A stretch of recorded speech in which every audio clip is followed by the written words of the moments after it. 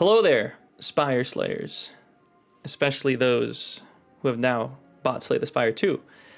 I wanted to make a video because I haven't seen much content creation for brand new players. And when I say a brand new player, I mean someone who hasn't played Slay the Spire 1, maybe picked up Slay the Spire 2 by word of mouth or saw it tracking on Steam and wanted to give it a go. Basically, people who don't have much experience either with the game itself or with roguelites in general. I wanted to do a guide on the second character, which is called the Silent. See here, if you go to standard and such, Silent, you unlock it after playing one run with the Ironclad. You don't have to win, but you get to experience the fun that is the Silent. It's probably one of my favorite characters in the game, just behind the Necrobinder, but I won't get too much into that, maybe a latter video. But as you can see on my main save profile, I've gotten a 10. I've got a couple hundred hours in Slay the Spire 1, and just wanted to do something that helps people who really just don't understand or are new to the mechanics, because a lot of the content I've seen online is more so guided towards people who have played the prior one and kind of have some, knowledge of the mechanics and how the game functions. Obviously it's a sequel, so that's to be expected, but there's also people that have never seen this before, so this video is for you. I'm actually going to switch over to a secondary save profile that I just made today, and as you can see, I really haven't unlocked much. The only thing I've done is played and won a run with the Ironclad, so I can unlock the Silent.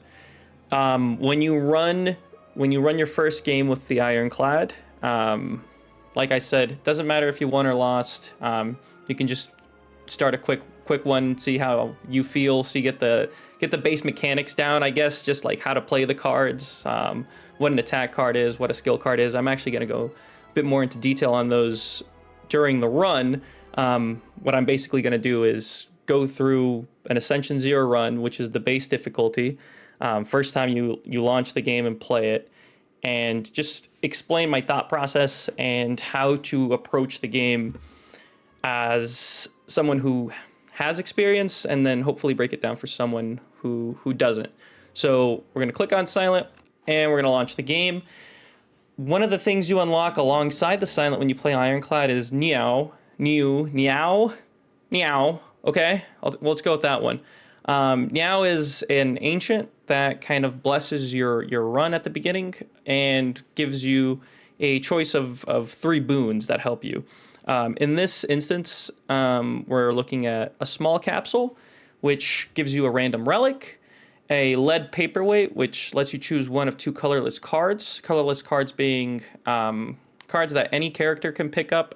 In most runs of Slay the Spire, you have your character-specific cards, which are green for Silent, and then you can only basically choose from Silent's card pool. Colorless cards are available for everyone. You can pick them up. They do a variety of effects, but basically, if you're not too familiar with the cards, it's not really the best pick, because it doesn't really give you a good showing of, hey, this is Silent's card pool, we want to play with hers. And then going back, just because I realized I skipped over what a relic is.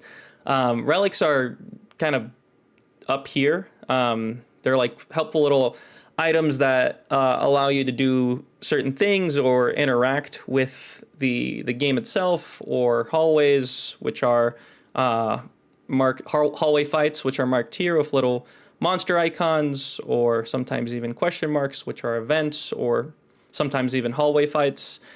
And there's things that happen at shops and campfires. We'll go a bit more into detail on what all of these icons mean when we're choosing how to pick what the best thing is for us from Neow.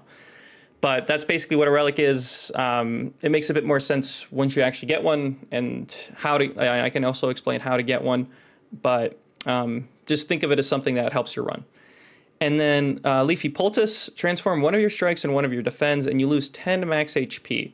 So the way max HP works in this game is Silent starts on the base difficulty, you start with 70 health, and every time you finish an act, which means you get through all of these fights, fight the boss, and start the next fight, start the next act, which is like a new map, you heal to full, and it's dependent on your max HP. Now, when the other time max HP comes into play is when you're resting. Campfires are these little campfire icons. When you're there, you have the option of either resting or upgrading a card, or if you found another relic that lets you do something, like there's a relic that lets you basically like get rid of a card, or I think lift, which gives you strength and helps you on your run. Those are things you can do at a campfire, but for the purposes of max HP, you heal for a specific percentage of your max HP when you rest. So if you have higher max HP and you rest, you gain more, there's more of a benefit, and you get more health back. The thing with campfires, and something I want to discuss, is in Slay the Spire 2, there's quite a bit of hallway fights. There's more fights in the first and second acts than there is in the first game. So you are definitely going to be taking a bit more damage, and resting sometimes is not the worst idea. But in general, if you are reasonably healthy, and I describe reasonably healthy as probably more than half your HP, if you're playing for the first time, if you have a bit more experience, it's kind of as you see fit. Like maybe sometimes you get into a fight and you have like 25 out of 60, and you that's fine for you. But if you want to be a bit more conservative and not die, generally speaking, if you're above half health, you can upgrade, which makes your cards better. Cards being what are located in your deck here. If you click D, you can open it, or you can click on the icon here. And when you upgrade cards, let's say, for example, Neutralize, when you upgrade a card, you see it deals 3 damage, apply 1 weak base. When you upgrade a card, now you're dealing 4, and you're applying 2 weak, which makes the enemy's attack 4 less. So upgrades are pretty solid pretty solid things to do at campfires. It obviously helps you get your deck better, and then it helps you kind of reduce the damage you would be taking in future fights. So whereas when you're resting, you're kind of just making up for what happened in previous fights. So going back to Neow, before you make a choice, you want to take a look at the map, and there's actually a handy drawing feature you can do now. If you right click, you can draw on it, middle click, you erase it, and then this just deletes everything. When you want to take a bonus from Neow, there's other ones, but for this particular run, this is what we're looking at. You want to make sure what you're doing, what you're taking from the ancient makes sense, right? So if you're going to, for example, obtain a random relic, random relics help you mainly in fights. So if you're going to take this, you would kind of want to maybe approach more fights, take more fights, maybe take less question marks, because the things with fights is when you fight, when you're in a regular combat, which is again marked by these little guys right here, enemies, you gain card rewards. And when you gain a card reward, that essentially means you're getting another card, you're making your deck better. The starter cards are not the best. For the most part, when you start the game, you have, for on silent, you have 5 strikes, which deal 6 damage. You have 5 defends, which gain 5 block. And her other starter cards are Neutralize and Survivor, which are actually decent. So these 2 cards at the bottom, reducing, obviously this one reduces damage, deals a little bit of damage to the monsters. And then this one helps you discard a card. I'll get into that feature a bit more maybe when we see a card with something that says Sly, which plays with this feature.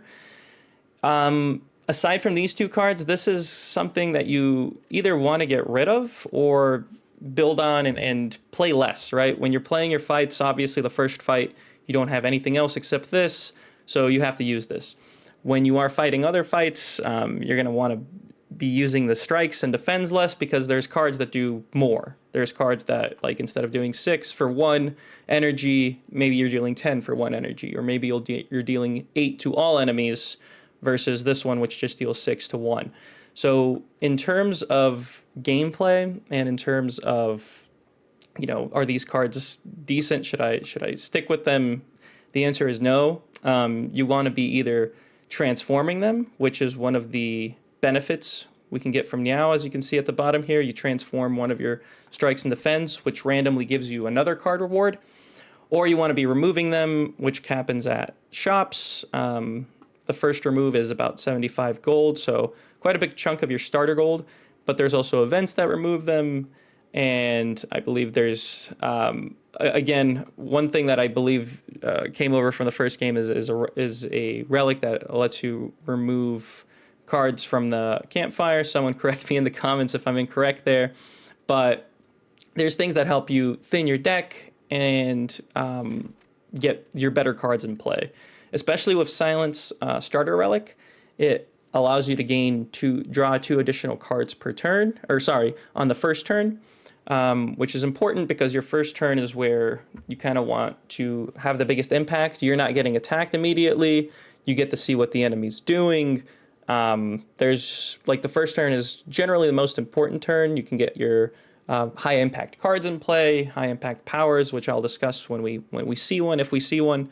Of course, the card rewards are random, so you don't always get what you want.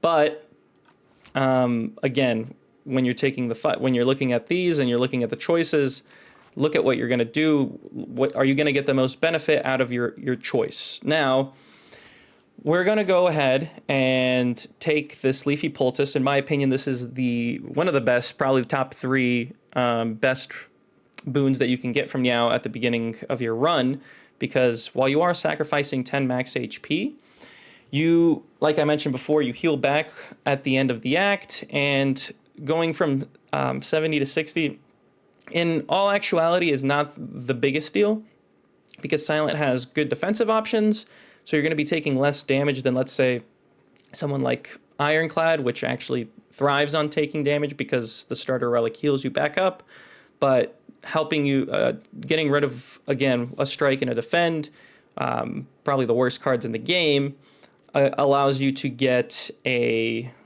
more high impact card and helps you do better.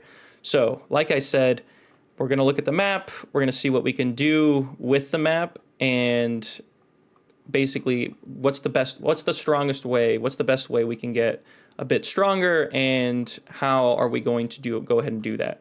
So right off the bat, most of the paths start with 2 or 3 fights, right? If you go left, you can take a fight and then maybe skip it, go to the shop. I would recommend against early shops unless you take, for example, I think there's a bonus from Neow that gives you 333 gold, but it gives you a curse, which is like an unplayable card that kind of does not help you, hence a curse.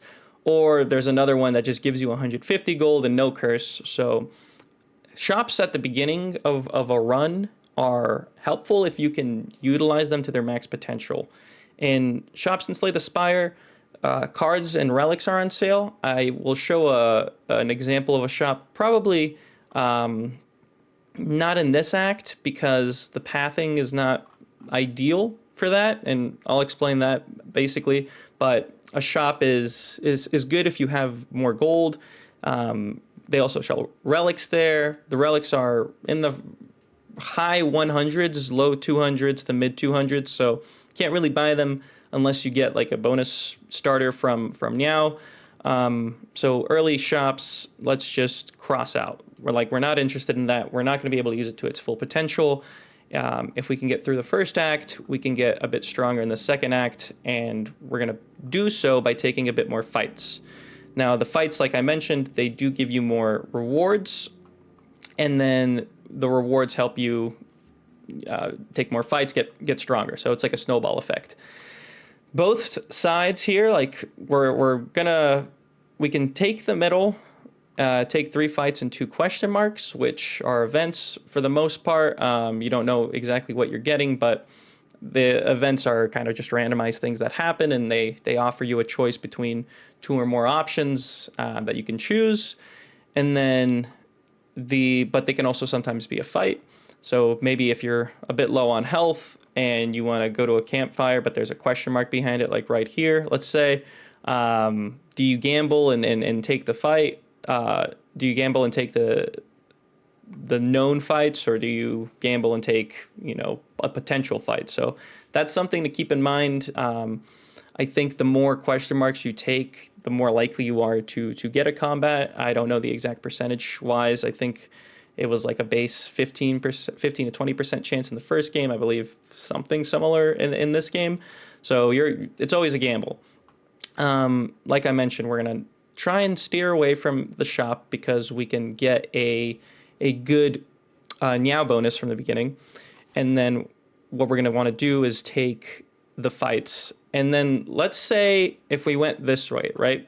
One thing that we want to keep in mind with pathing is if you go a certain way, that only has one kind of path. Like you can't really see how this one doesn't branch out to the other ones. You can't really deviate from the course. You're forced into like 3 fights, 2 questions, a fight, a campfire, an elite fight, which is basically a stronger combat, which rewards you a relic and higher chances at more gold and rare cards, which have more impact than standard common and uncommon cards.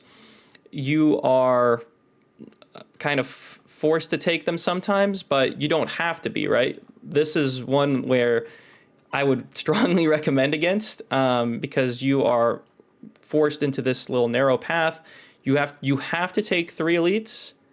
You get 2 campfires if you're getting hit a lot, but when you're first starting out, elites can be a little daunting. I can explain the elite fights. I will take at least 1 in this just to, I guess we're forced to take 2, but yeah, just looking at the map, this is not the most ideal start for a first-time player, because like I mentioned, even if you don't go right, you're still kind of, if you want to get the maximum benefit of this and take the elites, get stronger, you still are forced to take 2. As this is a guide for someone who is just starting the game, I don't think that we should obviously do not take the right path.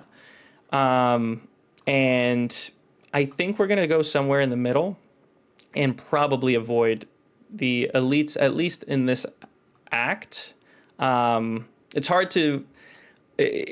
hard basically because as an experienced player, you do want to take these fights, because you want to learn the mechanics, and like I want to show you guys the mechanics of some of the fights and what they do. So I don't think we'll go this way. We'll go this way, and then we'll make a decision. One of the good things of these paths that allow you to branch out is that if you got good card rewards, if you're relatively healthy, you can then take these fights and get even stronger, right? Or if you took a lot of damage and you don't think you're going to survive, you can ignore that path and then go this way. And this gets you a rest, for example. It might even get you 2, but like you can get a bit healthier here, and then even take the 1 elite, which I honestly think is the best thing to show. Like let's go this path. We'll clear this out. We'll take a path with 3 fights at the beginning, which whichever way you go, that's basically what you're forced into. And then we'll make a decision point here if we want to take more fights, or if we want to rest up and then perhaps take an elite fight later. Okay, so that's pathing. Just quick tips on it. Basically, give yourself the opportunity to branch out. Don't take, if you can fight against it, do not take one that bottlenecks you into just one thing to do. As I mentioned, we will take the Leafy Poultice so we can get rid of our bad starter cards and hopefully get something strong. I recommend, Pounce and Cloak and Dagger. Okay. There's also another one that allows you to transform 1 card and it doesn't, take away your HP. I recommend when you're giving that option to get rid of a defend over a strike. I say that because Silent has better defensive options. So like I mentioned, you have Neutralize, you have Survivor, but the strikes are a little bit lacking, and sometimes you just want to get out of a fight quick, right? So what we transformed into is Pounce, solid solid card. It deals 12 damage to a singular enemy, and the next skill you play costs 0. And then you have Cloak and Dagger, which gives you 6 blocks and gives you a Shiv. A Shiv does 4 damage and exhausts. When a card exhausts, it means you cannot use that specific card again. Cloak and Dagger itself does not exhaust, so you can play it multiple times, use multiple Shivs, but that's like the Shiv is like a one-time use. I think these are pretty solid. This, like I mentioned, at first glance, this just looks like, it does cost 2 energy, so it costs 1 energy more than Strike, but it does double the damage, and it allows you to play a skill for free. And this carries over to your next turn. So if you have a skill, if you don't need to use a skill in your first turn, and you would prefer using it for the next turn, like let's say you don't need to block or anything anymore for this specific turn, you can choose to carry that effect over to your next turn. A pretty solid card to begin with. And even if you are using it in your turn, while it does cost 2 energy, if you're playing a skill, it's free. So technically, it's like your energy net as if you would be playing like 2 strikes and a survivor. If you play a pounce, a survivor, and then you can play something else, it's you come out on top. So good, honestly, pretty decent transforms. This makes me more focused on this path where we can take the fights, and then let's say once we see the card rewards, and if we take anything, we can also branch out right. So let's take our first fight. These guys are the Slime Gang. So the Slime Gang, essentially what they do is on their first turn, you have these 2 small ones on the side, the Leaf Slime and the Twig Slime. This is Leaf Slime Mama. I'm assuming that's what the M is. And what they do is one of the ones on the left generally is giving you a debuff card. One of the ones on the sides is generally giving you a debuff card, and one of them is generally hitting you.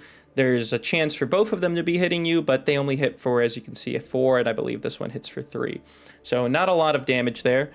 What you're looking at here is this enemy intends to give you 2 status cards. The slimes give you a status card called Slime.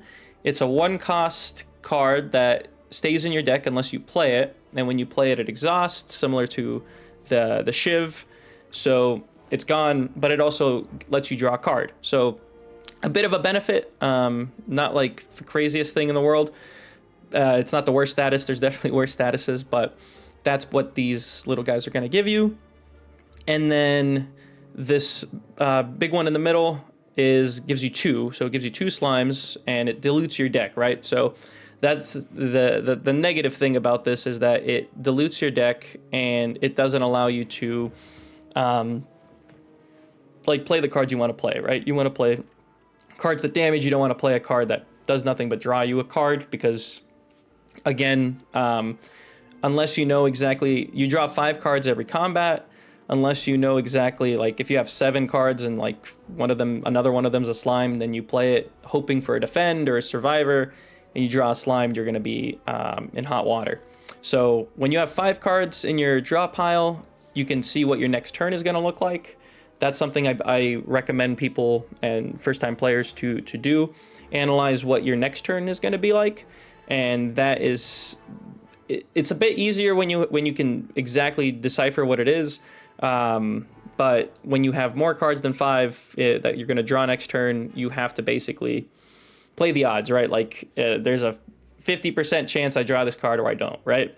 So something to always be looking at is what your next turn is going to look like, and then how the best way to play your first turn and subsequent turns. But the first turn is important because, like I said, you kind of have the benefit of them not hitting you until you do. So all of these things are going to happen after you take your turn. So they do have a bit awkward health, right? Because if I play Pounce, I'm over damaging this one. I'm killing it, like I'm doing 5 extra damage, versus if I play it on this one and then play like a strike on this one, this will take it to 1 HP, and then maybe I can kill it with a neutralize next turn. and then play a different card, just using the pounce mechanic. But I think for this turn, like we're looking at 4 damage, right? In most turns of Slay the Spire, you want to take 0 damage if possible, and this is definitely possible here. And what I recommend doing in this fight, I think we're gonna use pounce on the one on the left, so we can kill it next turn with a smaller attack, and because we have 3 block cards, a strike, and a neutralize. So we will hit this one for 12, leaving it at 2 and letting us play any one of these skill cards for free. I'll just play defend because we're only getting hit for 4. This blocks for 5. And then now this is at 2, and we'll hit this one with that. So next turn, we're going to be able to kill one of them with neutralize because they're both underneath 3 HP. And then we can play Cloak and Dagger, which gives us a 4 damage shiv to kill the other one and lets us block for 6. And then this one will be attacking for, I believe, either between 8 and 11. So we'll see how that goes. So our first turn is played. You saw, I'm also going to just give some tips. I for personal preferences, the screen shake, not the biggest fan. You can go to general and turn it off. Fast mode just makes the animations play a bit faster. I'll show you what happens with I mean, you saw how that one goes, the first attack and the first defend, a bit slow. The enemy attacks are a bit sluggish, so I recommend turning it on, but I'll play at least one, I'll turn it on for the next fight so you can kind of see what the difference is. Always show the timer. It depends. I like having it just because I want to see how long my run is taking. And then show hand card count is pretty good. It allows you to kind of play with your number pad. I don't have any energy, so I can't show it exactly right now, but it kind of shows you like this if you want to use your number pad, because you can click a card and then click, I believe it's E, or just click with your mouse once instead of, clicking a bunch. It's just ease of access, really, and this just helps you not mess up what card you're playing. And then long press confirmation is if you want this up, it's like, also personal preference. I usually just don't have it on. I just like clicking the button. I know when I'm gonna end my turn. If you want to have it on just as like a buffer, that's fine too. But those are just some personal settings. And then I think I usually have like VSync off just because it's not, I don't know, it slows the game down for me sometimes. But okay, we played our first turn. We're gonna end our turn. Now the enemy's gonna go. This guy's giving us a slime. This guy's giving us 2. And this one just hit us for 4. And this one is hitting for 8. So, like we said before, we kind of planned our turn in advance last turn. This turn we're able to kill this one, play this to block the attack from this one, and now we're even able to hit this for 6, bring it down to a bit lower HP, and then play this to completely mitigate the attack. So now we don't have anything in our draw pile. When that happens, your discard pile becomes your draw pile at the end of the turn, and then you pick randomly 5 cards from this. So our worst hand would be something like 3 slimes, I guess like a defend and a strike on a turn where we're getting hit, because that indicates that we can't full block and we're not doing that much damage to kill it. So you do have to kind of keep in mind that this the shuffle happens after you play your turn. It gets a bit more intuitive as you play more, and you're able to determine like what the best way to play the next possible turns are. But right now we don't know what we're gonna get, but the slime generally doesn't attack 2 times in a row. It usually debuffs and then attacks, and then so on and so forth. So here, pretty decent turn. These are the 10 cards we're going to be working with next. So unless we pull slimed, pounce, strike, and strike, we'll be able to kind of full block with our cards. So what we're going to try and do here is, as you can see, we have 2 attacks to do damage. We're not getting hit, so let's play our strikes, and then let's play our neutralize. And now, just because I want to have a better chance at pulling defensive cards or being able to kill, either with 2 strikes or a pounce, or one, yeah, 2 strikes or 1 pounce, or bringing it closer to death with like a cloak and dagger and a thing, I think it's not worth it to play the Slimed because, for example, if we pull 1 strike, and we'll have 0 energy, won't be able to play it, and then next turn, like, we're gonna need to pull a pounce, or we're gonna need to pull. Actually, that's our only other option. So playing the Slimy right now, while it does get rid of out of the deck, we're probably not going to get another deck cycle in, unless, you know, I was gonna say unless something goes wrong, but it's impossible. So unless we kind of mess it up and do this, and then we take unforeseen damage. So recommend against playing it. We don't need to play the defend. We can end the turn and go next. So always something to keep in mind, like if the worst case scenario happens, are we cooked or not? So here I will actually play the Slimed because we can end the fight by pulling a pounce or another strike, and we're able to full block with just playing Survivor. We are not able to full block now.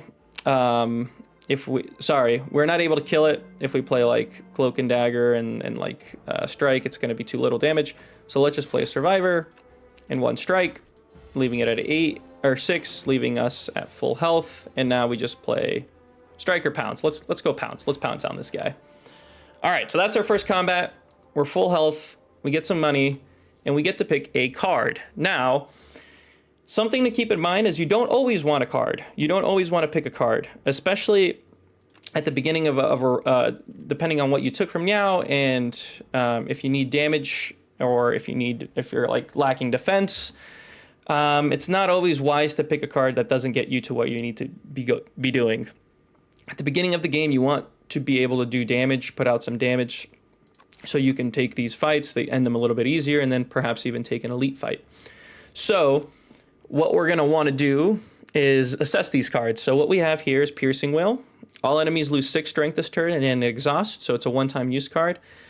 This is probably one of the best cards in the game for its rarity. It is essentially like, let's say 3 enemies are each attacking you for 8. If you played defend, if you played 3 defends, you'd be blocking for 15, but you're taking 24. Strength is basically most enemies have just base 0 strength, like it's like whatever they attack for is what they attack for, like it's not boosted by anything. So if all of them are attacking for 8 and you lower each of them by 6, then they're all each only attacking for 2. And then so you're getting hit for 6, you can play literally 1 card instead of 3. Like you can play a Piercing Wail, Cloak and Dagger full block, and then an attack card to get them lower, or Piercing Wail, Pounce, and a defense card, and then you're basically full blocking and you're doing a good bit of damage. So this is a very, very strong card, defensive focused. Dodge and roll's okay, as it's like kind of a setup card. Like let's say you draw 2 attacks and this card on a turn where you're not getting hit. It helps you kind of mitigate next turn's damage, so you can do that. It's good, sometimes even better, when you have something called a dexterity bonus, which one of Silent's powers, called Footwork, actually improves your dexterity by 2. So basically anytime you see a card that gives you block, you gain more block. You gain 2 more block. If you upgrade it, it gets you 3. At the moment, I don't think we really need another defensive card. I think we're okay. We have the 4 defend cards, Neutralize, which kind of lowers damage, Survivor, Cloak and Dagger. I think we're okay in terms of taking a low impact dodge and roll, right? Versus a high impact Piercing Wail, I can't see us taking, because there's turns where you're either getting multi-attacked, so an enemy does like 3 damage 5 times, for example. This basically just blocks it completely. Or turns where many enemies are hitting you and you're able to block more efficiently with 1 card versus 3. And then Deflect is also a low impact defensive card, basically dodge and roll, but just for 1 turn, but it costs 0. So if you have cards that give you a lot of draw, or you want to take more like defensive focus cards, it's okay. I would advise taking it. If you absolutely don't need to take it, I wouldn't take it, but let's take a Piercing Wail. Good card. Decent card. Okay. Second fight. This guy is as a Nibbit. Nibbits are decently strong enemies, I guess. Like, they do 12 right off the bat, so it's a bit hard to, like, full block. Unless you pull something like something we pulled here. So we have something that reduces the enemy's strength by 6, and then we have a card that blocks her 6, and then we have Pounce, which deals 12 damage. So Nibbits, I believe they generally go attack first turn. Second turn is they attack you for less. I think they only attack you for 6, and they gain a shield for turn 3, and then turn 3 they buff their strength by 2. So what we're gonna do here is, as I mentioned, we're able to full block by playing Piercing Will, Pounce, which creates does 12 and lets us play skill for free. And so we're gonna play Cloak and Dagger, and then play a Shiv. So, and another thing about Shivs is you're generally gonna want to play them the turn you create them. You don't want them clogging your draw pile really, and future draw piles. Because, you know, a 4 damage 0 cost is like okay, but you generally want to pick cards that do more like Pounce or Cloak and Dagger. So let's end our turn. As you can see, we immediately got benefit from Piercing Wail. If we were forced to play a Defend there, we would have taken 1 damage. So here, getting hit for 6 and shielding. If we play Neutralize, I believe this brings the damage down to 4, as it reduces it by 25%. And then we could play Strike and 1 Defend. So now it's gaining the shield. When an enemy has a shield, you just kind of have to break it. And we can do that, thankfully, by playing Pounce, Strike, and Cloak and Dagger. So it's not going to have a shield next turn. If we play Cloak and Dagger, it takes it down to 3 health. So any variation of what we draw is going to kill it. Because the worst case scenario is we draw 3 defends and 2 attack cards, which kills it. So let's play Shiv now. Take it down to 3. It's buffing. Not going to be doing anything this turn. Now it's up to 14, but thankfully we don't care because it is dead. Okay. I will now turn fast mode back on because it's just a bit too slow for me. All right, 14 gold and a fish oil. So potion belt. Potion belt up here on Ascension 0, you start with 3 potions.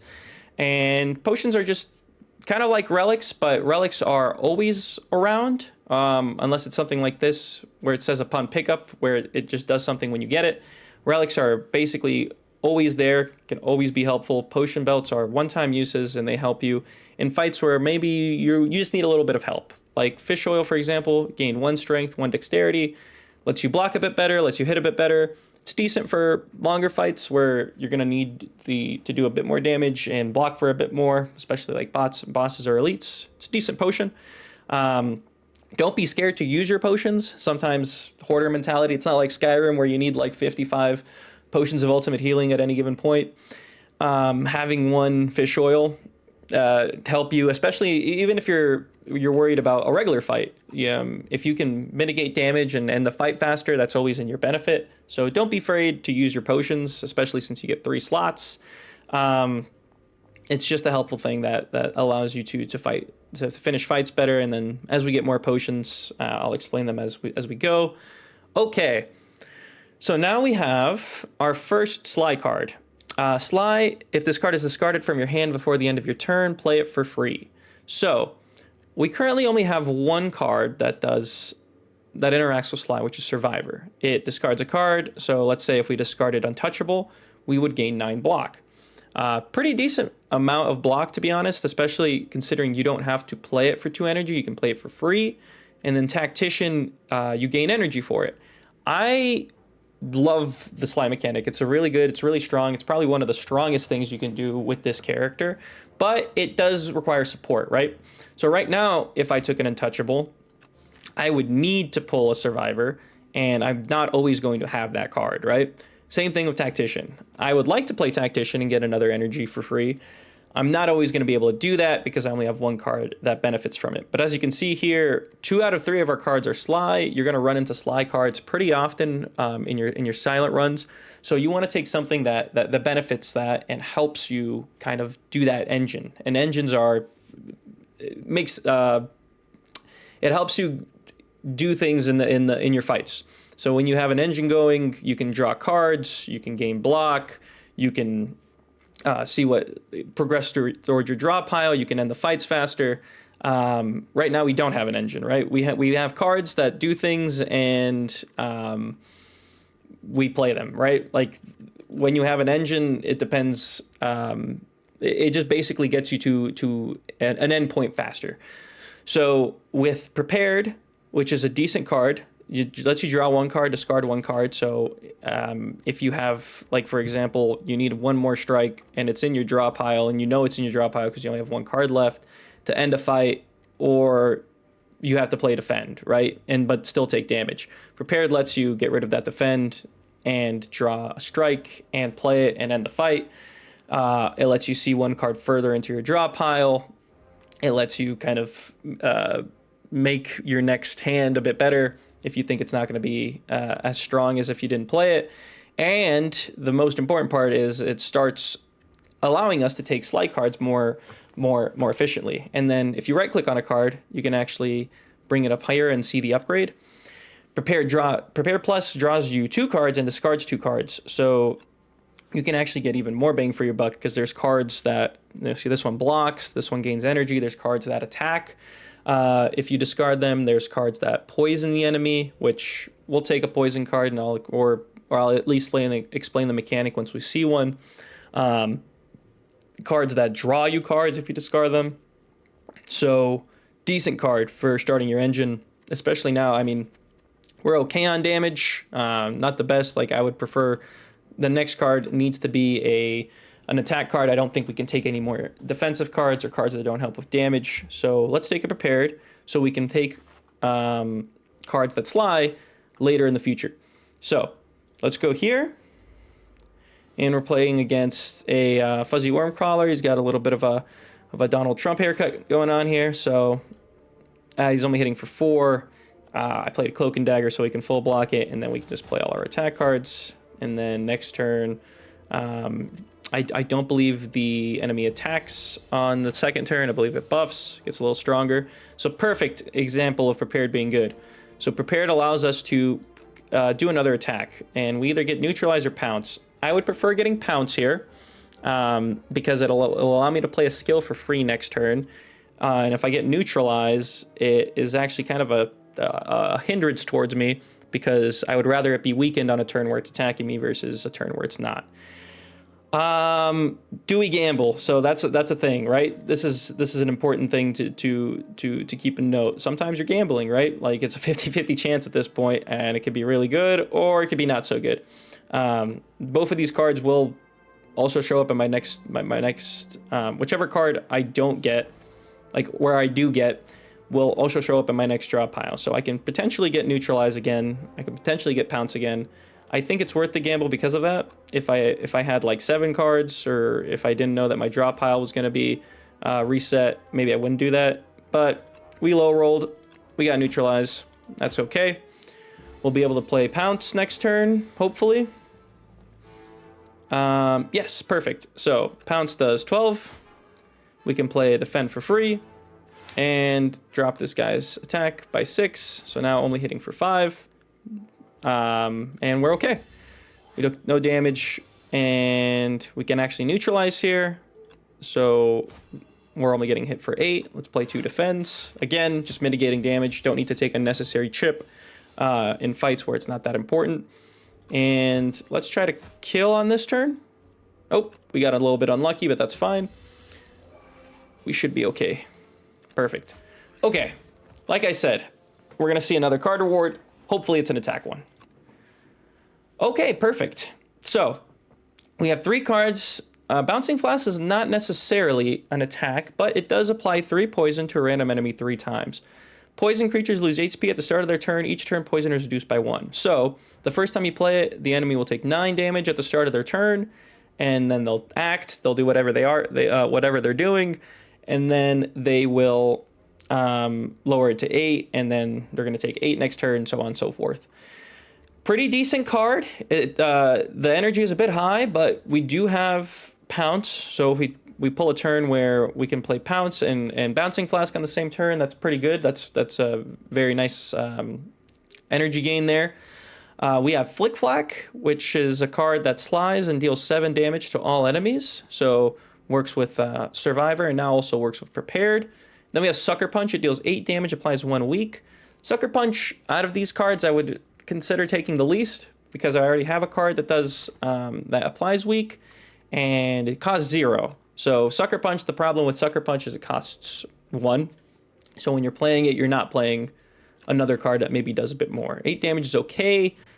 Doing 1 weak is okay. I think these other ones, like 7 damage to all enemies is 21 effective damage. Let's say if you're fighting 3 enemies, 14 if you're fighting 1.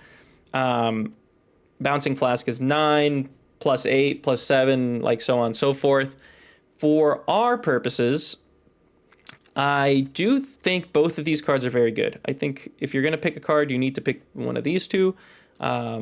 Just because of what I just said, they have higher impact, they do more damage. I think as we're trying, let's try and build on our Sly engine, play cards for free, and do a bit more AoE because there's fights that are coming up where you're going to have to fight. Like we saw, our first fight was against 3 enemies. There's other fights later on that you're going to be fighting against 3, 4, maybe enemies, or at least 2, right? So it's good to have a card that does damage to all. So AoE is good to have, and it's a decent AoE card. Okay, Birdonist Egg. You spawn an enormous shambling beast, chase off an injured green bird. In the alcove, the bird fled from a single unguarded egg, lies abandoned. Your stomach gurgles. So we can either eat the egg and gain 7 max HP. This is an event, by the way. We noticed that by going to the question mark, and that's how we got it. Or we can add Birdonist Egg to our deck, and it's unplayable, but it can be hatched at a rest site. So the Birdonist Egg, once it hatches, spoiler alert, it does a 0 attack card that does 14 damage. 14's pretty good, especially when it's free. We can hatch it here, and then we can take a couple more fights, and then we can even fight an elite at the end. And I think that's honestly what we're going to do, because we do need a bit more attack, especially for the later fights. And then I think if we go this way, we're going to be able to hatch it, and we're going to be able to get a decent 0 cost attack versus getting 7 max HP. In higher Ascensions, I will honestly say, once the game gets a bit more difficult, you'd probably want to take the max HP over the attack, depending on where you are, when you can hatch the egg, because it does take away an upgrade. For example, I would like to upgrade Prepared. That's currently the card that I believe provides the most value, as you can play 2 Sly cards and then get rid of 2 cards that you don't want, and then get 2 cards deeper in your card pile, so on and so forth. Card draw is very important in this game, and being able to play more cards and see more cards in your turn is probably like the best thing you can do in the game. So I do have to weigh in the fact that if I take that card, then I won't be able to upgrade Prepared until, for example, here or here. And since I want to take this path and take an elite and maybe get a bit stronger before we fight the first boss, it's something that you do have to weigh. I think having a 0 cost 14 damage card that we can hatch pretty quickly. This card, like I said, it's unplayable, but it does count as a card, so it's going to clog your draw pile. You can't do much about it. You can get rid of it with like Prepared or something, but nothing happens, right? It's a bit of a hindrance until you hatch it. So hopefully we can hatch it quick. So let's go to another event. Okay, procure 1 random potion or remove 1 card from your deck. Add Guilty to your deck. Removing cards, well, especially at events like this, is very, very good. Very good. Getting rid of a strike so I can play, like, you know, my better cards is better, obviously. And then getting having it just not be in your deck at all is perfect. You do get a curse that is unplayable, but it does remove from your deck after 5 combats. Yes? So if we take this, we'll have 2 cards out of 17, because then our cards will be 17, that do nothing and do not help us at all. Versus a potion that helps you. Like I said, fish oil up here gives you 1 strength and 1 dexterity. Maybe we can get another one of those. Maybe we can get a potion that does something else. This is immediate benefit. This is also kind of immediate benefit, but also a detriment. Guilty does remove from your deck after 5 combats. So we can take, we're definitely getting 1, 2, 3, 4, 5. So it will remove by the time we fight this thing, and we are going to hatch our Berdonus egg, so one of our cards will be doing something at least. Like the unhatched egg won't be causing a problem for us. So I honestly think in this situation, we're full health, we're okay. We can take some damage in a fight. It's like not going to be the end of the world. Like I said, being above like half HP is usually like a decent point where, hey, you're probably not going to take 30 in a fight unless things go terribly, terribly wrong. And again, if that happens, we can path to like a safer route. I think it's okay to remove a strike. At this point, I think we should remove the strike. You know what? I actually think instead of a strike, we could get rid of a defend, and then because we have 1, 2, 3, 4, 5, technically 6 cards that do block, but we only have 1, 2, 3, 4, 5, 6. Neutralize is kind of in the middle. It's hard to determine because, as I mentioned before, there are cards that Silent has access to that provide better dexterity, and you can help the blocks, the defends be good block cards instead of just, you know, middling block cards. So this is hard choice. I think I'm actually going to go back to my first plan and get rid of a strike because they do not interact versus Ironclad. Ironclad has many cards that interact with strike and help strike get better. Silent does not have that. There's like one relic that makes strikes deal more damage, but that's one relic out of all the ones that we can possibly have. And I think honestly, once we hatch the Berdonus egg, we'll have decent damage. Let's get rid of a strike. Okay, so now that's in our deck. We emerge from the pool with a flight feeling of unease. However, you feel surprisingly refreshed, as one does when they get rid of a sword. Okay, so this is our first fight. The first 3 fights in an act are always easy. They're called the easy pools. They're going to be a bit, they're not as threatening. They do less damage, things of that nature. Once you fought 3, you start moving into the harder fights, which here we have a slime, not attacking right now, but it is giving us a status, and next turn I believe we'll be hitting for 11. And then we have a Flyconid, which will debuff us. I believe it gives you frail, which makes you block for less. And then in later turns, it's going to debuff us more, do more damage. So we want to make sure that one of these enemies is not alive as fast as possible. I believe because the slime has higher base damage until like the debuffs start becoming a thing, we should target the slime. Sometimes it makes sense to target the Flyconid. I think in later turns, or like if you haven't killed the slime and you want to get rid of the debuffs, but in my opinion right now, getting rid of the twig slime is more important. We can play Survivor to get 8 block and then play Flick Flack for free because it's a slide card, do 7 damage, and bring this character down to 8. So a strike and a neutralize kills it, or a pounce.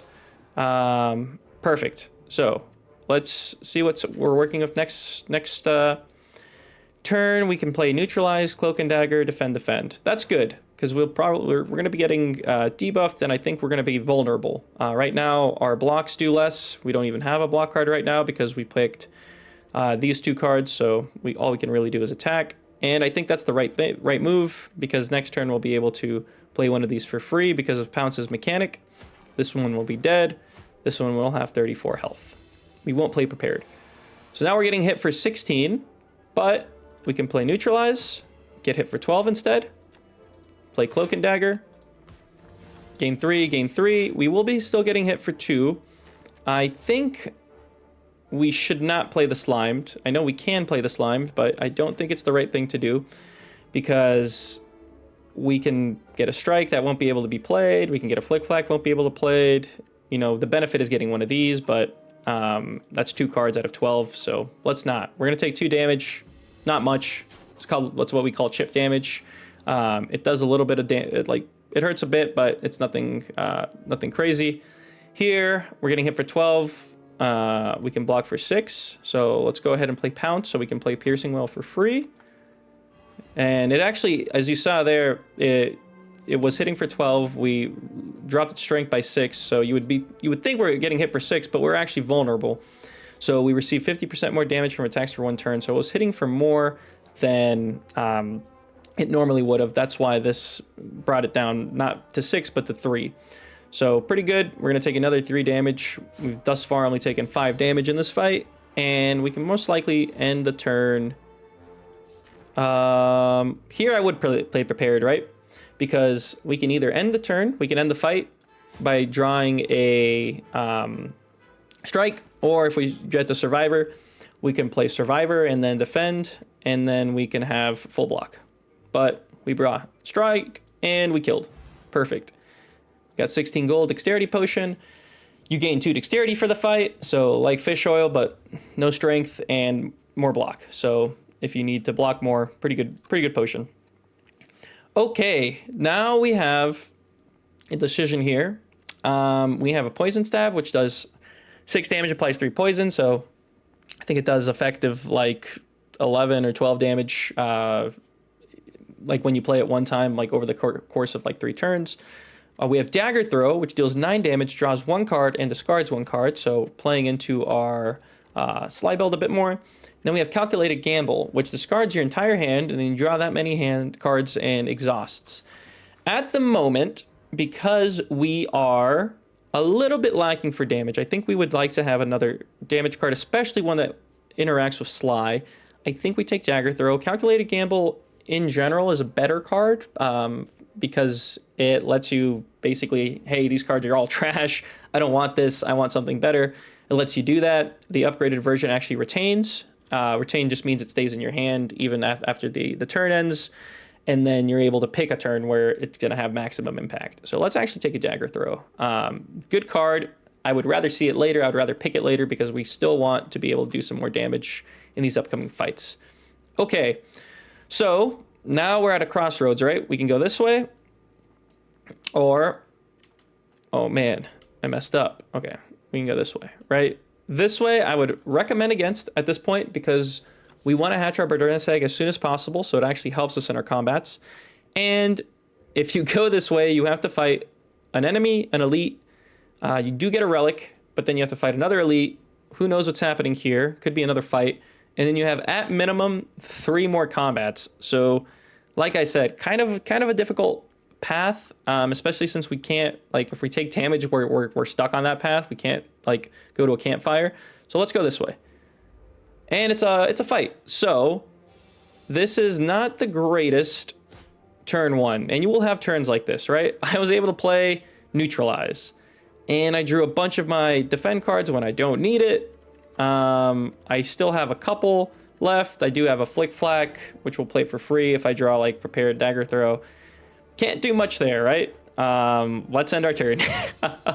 Not the best. At least we played Neutralize. We got rid of this thing's little stack that prevents debuffs to it. Here, we would like to possibly play Dagger Throw and then get a defensive card so we can take less damage, or Flick Flack, or the only card I don't really want to see this turn is Prepared. So that's a 1 out of 5. Perfect. It didn't happen. We didn't get unlucky. And we were able to do a bit more damage and take nothing this turn. So now we have Neutralize. We can play that for less. And be wary when you play Pounce in your turn, right? Because if I play Pounce right now, I do want to play Prepared. So I can get rid of Flick Flack and see 1 card deeper into my card pile. If I play Pounce and then play this, like, I do not get the benefit. Like, it is 0. You would think, hey, it's 0. Why is this effect applying here? It still does. So be wary. Don't do that. Let's play Prepared and get rid of Flick Flack. Perfect. And then we play this, and we can play both of our defend cards and not take damage again. Now, this turn, we're getting hit for quite a bit. 22 damage. So we ideally would like to play Dagger Throw and get Piercing Wail or Survivor. Because right now, we're only be able to block for 6. With Piercing Wail, this will go down from 11 times 2 to 5 times 2, so it's a bit more manageable. We did not get lucky. That's fine. We cannot kill it. We only have 2 energy. and we can at most play 2 strikes. So let's get rid of Guilty, play Cloak and Dagger. You know, is it worth it to play this for like a bit more health? I don't think so. We're still going to be relatively healthy going into the campfire. Let's play Cloak and Dagger, and let's take some damage. Unfortunate, around 40, but it's okay.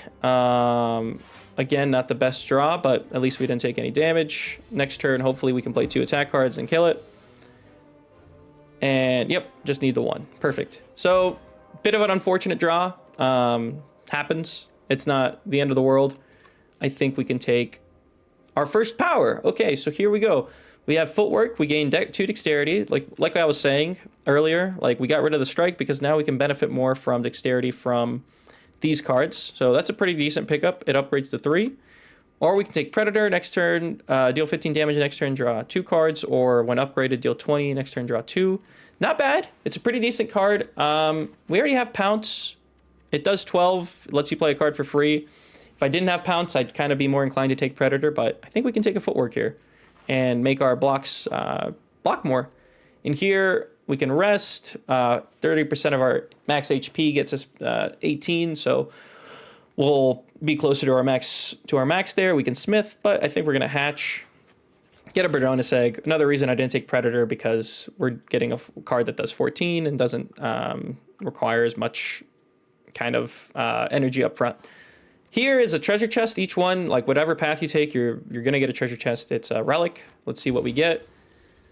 This is a really good relic. This is perfect. At the start of each boss combat, heal 25. That allows us to, like for example, if we took a decent amount of damage in these fights, like from here on out, I do want to take this path. I think we're in a better position. We now have a card that does damage. We have a card that blocks more. We can go here, we can take these fights, and then we don't even have to rest here because we're going to heal for 25. I'm assuming at that point my health will be in the low 20s or mid 20s, and then we can go back up to 50. So without resting and making our deck better. Very strong pickup, very good relic. So let's take another question mark because I want to go this way. And it's a shop. Okay, not bad. We actually have a decent amount of gold. The merchant... question mark, like I said, could be anything. Could be a fight, could be a merchant, could be a treasure chest room. It's just not usually going to be an elite fight unless something crazy happens. So let's see what we have. We have Leading Strike, deal 7 damage, add 1 shift to your hand. Okay, not the best card. Precise Cut, deal 13 damage, deal 2 less damage for each other card in your hand. So this one works better when you have a bunch of cards that get rid of, like a bunch of slide cards, a bunch of discard cards. Pretty decent. Up my sleeve, add 3 shivs into your hand, reduces card's cost by 1. Decent card, but in this situation, I think not necessary. We don't really have many shivs at this point, and this doesn't help us block. It does decent damage. We might need some later, but like it's not completely necessary. I think it's okay to skip this. Shadow Step, discard your hand. Next turn, attacks deal double damage. Pretty decent. I feel like if we had more slide cards, like if we had 1 or 2 more, this would be a better pickup because discarding your entire hand. I mean, you can play it as your last card and then just basically none of the downside, all of the benefit for next turn. It's okay. It's a decent card, but like I said, I feel like if we had more slide cards, we could take it. We have Infinite Blades. At the start of your turn, add 1 shiv into your hand. Shivs just, again, deal 4 damage, so not the best thing. There's cards that do powers and such that do interact with shivs. We don't have any of them, so taking these 2, probably not the best idea right now. Omniscience, deal 8 damage, damage all other enemies equal to the damage dealt. Pretty okay. And then deal damage equal to the number of cards played this combat. Gold Axe is actually a pretty good card for Silent. It is a steep price though, 173. That is basically all of our gold. We cannot buy another potion afterwards. Actually, what is this? That's 27 plus 18. So we'd have 45. So yeah, we can't buy anything. We can't buy anything else. We can't get a card removed. We can't do anything if we grab this card. And we don't have, like, we do play a decent amount of cards, but we're not like at that point where we're able to like cycle through our deck super quick and play a bunch of cards yet. I don't think we should pick it up. It is a good card when you do have that. Now we can remove a card. we can remove Guilty, but it is unplayable and removes from your deck for after 3 combats. Obviously, it doesn't do anything right now, but it's going to be gone by the time we start the boss fight. And honestly, even by the time we start the elite fight, if we choose to start the elite fight, because there's 3 fights here. So let's not get rid of Guilty. Let's get rid of another Strike, because we want to be able to pull cards that do more than Strike, right? We want Bird Swoop. We want Dagger Throw. Let's get rid of this. And then we can pick up a Potion. Duplicator this turn, your next card is played into extra time. Very good potion. Example, Bird Swoop, instead of dealing 14, you do 28 damage. Flick Flag, you can do 14. You can play it on a power even and get like 4 dexterity. I think it's worth picking up. Things can get hairy sometimes, especially in those elite fights. And this is a high impact potion. So let's pick that up, especially considering we have 3 fights, full potion belt. Let's go take another fight. So we have to fight these fellas. I think for this one, we will use Fish Oil. I think we should prioritize doing a bit more damage and doing a bit more, getting a bit more block. This turn, I'm going to want to try and play Prepared and see if we can get like a Flick Flack or maybe like a better, maybe Piercing Wail or Pounce or Bird Swoop. Pretty good cards. So let's play this. And we got to neutralize. Honestly, pretty decent. Let's get rid of a Strike. We can neutralize this one, so it's only hitting for 8. I was a little bit that I should have played that a bit before. Bit of a misplay there. The neutralize would have hit for 1 more, but not the end of the world. Let's play Footwork. Let's play Defend, and right now we're blocking for 11. Playing Dagger Throw right now is okay. Worst case is we get Pounce, but again, 1 out of what is this? 1 out of 9 chance, and I don't think we're gonna get hitting next turn, so okay. Well, you know what? You win some, you lose some. And again, Snapping Jackfruit, I believe this one just like is constantly attacking you, not debuffing you like this one does. So I think we can actually. I was hitting the Flycan at first, and I think that's the right choice here. It's gonna just be buffing strength, while this one is gonna be like debuffing you. At this point, I think we should honestly kill that thing, play this, do this, and that. Okay, we're full blocking. We can play Piercing Wail this turn. Perfect. If we play Cloak and Dagger, we gain 9 block, and our Shiv actually does 1 extra damage because of Fish Oil. Good thing we drank that when we did, and we're full blocking. Perfect. So good situation. It's a regular combat, but it's a little hairy, right? It's not the easiest combat in the world. There, I just played Neutralize. Whatever you try Neutralize, you generally want to play it. I would prefer... Can we kill it this turn? This is doing 13 and 23, so perfect.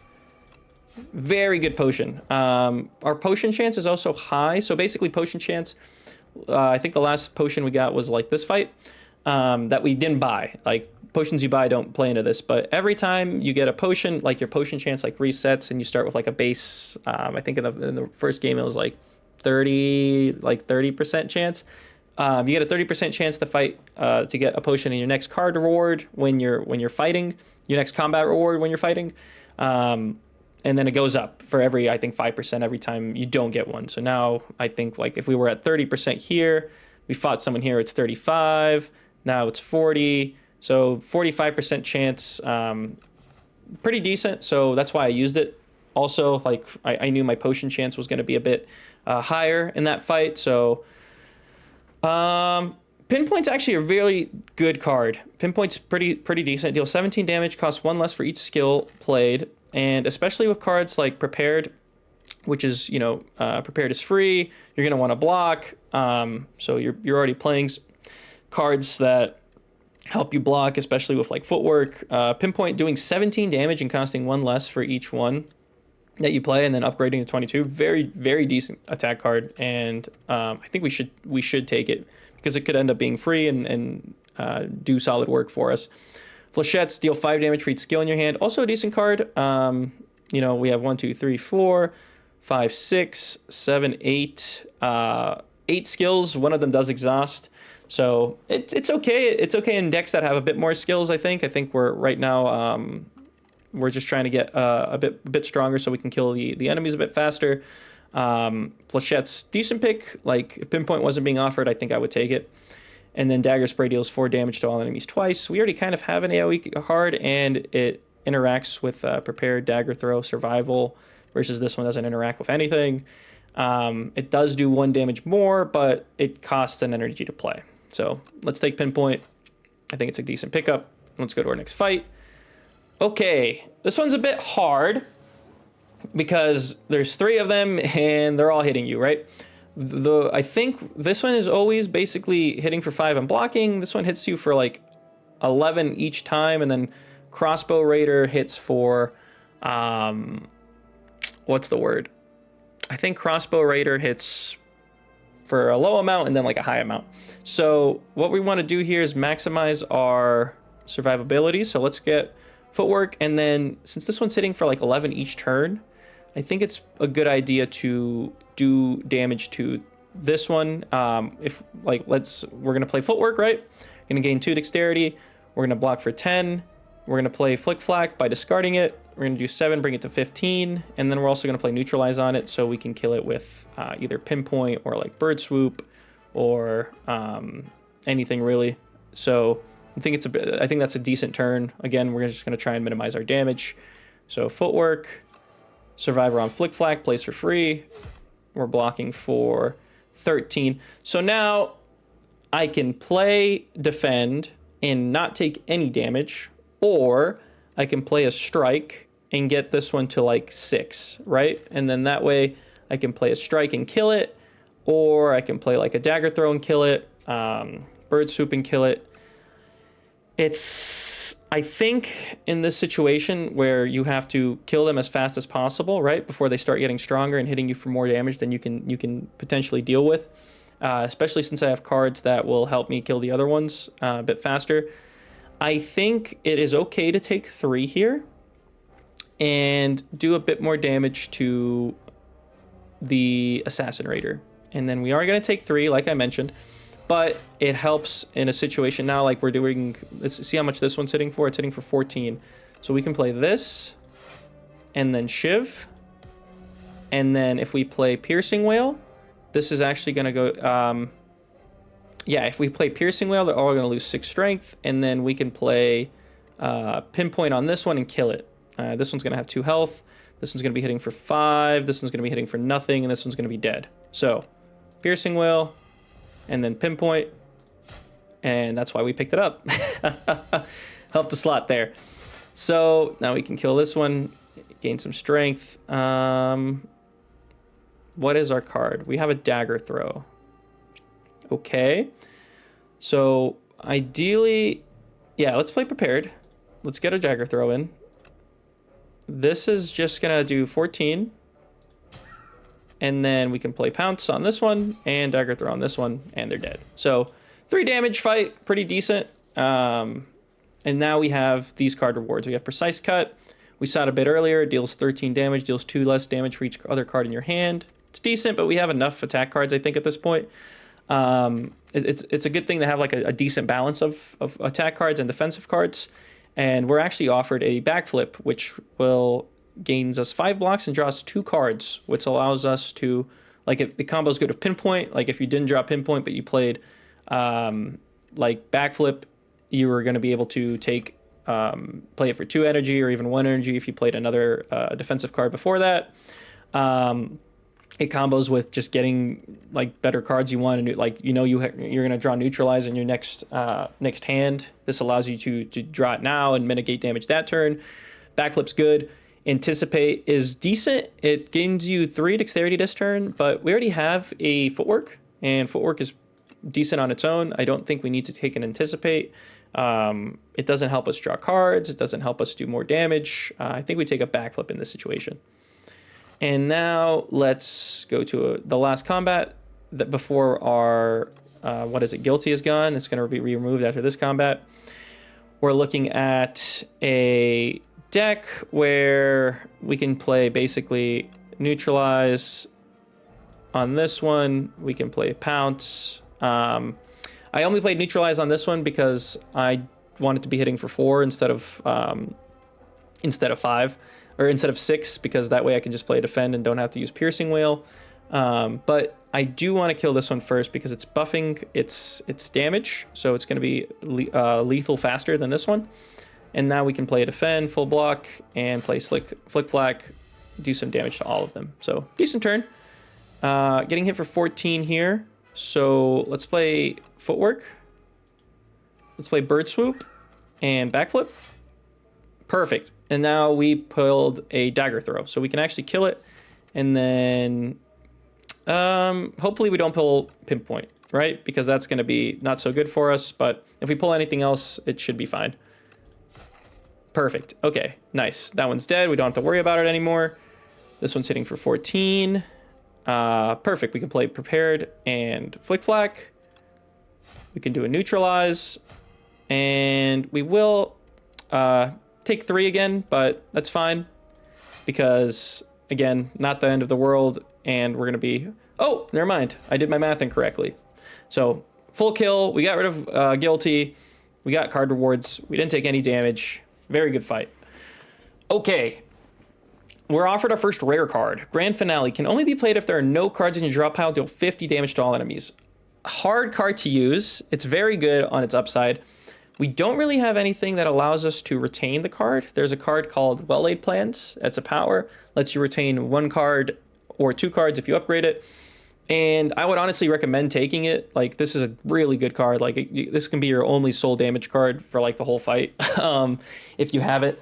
But in this situation, I think we have enough damage. I don't think we need to take it, like, especially because it's going to be really hard to play. Like, imagine pulling it on your first turn. It's just a brick. You can't really do anything with it. I would advise against it. It's a hard card to use. Maybe when you have a bit more experience and when you're able to retain the card in your combats, it's a good idea to use. Untouchable, Slice, gains 9 block, pretty decent. It gains 11 with footwork. I do think at this point, it's a little bit outshined by Acrobatics. Acrobatics is probably, at its rarity, like the best card that you can get on Silent. It's a common, as you saw, it draws 3 cards, discards 1. It lets you see 3 cards deeper in your pile. It lets you sly, works with pinpoint, works with like every card basically. It works with every card because you want to grab it and be able to see your card like further. And then once we start taking acrobatics, then we can really just basically start taking any sly card we see.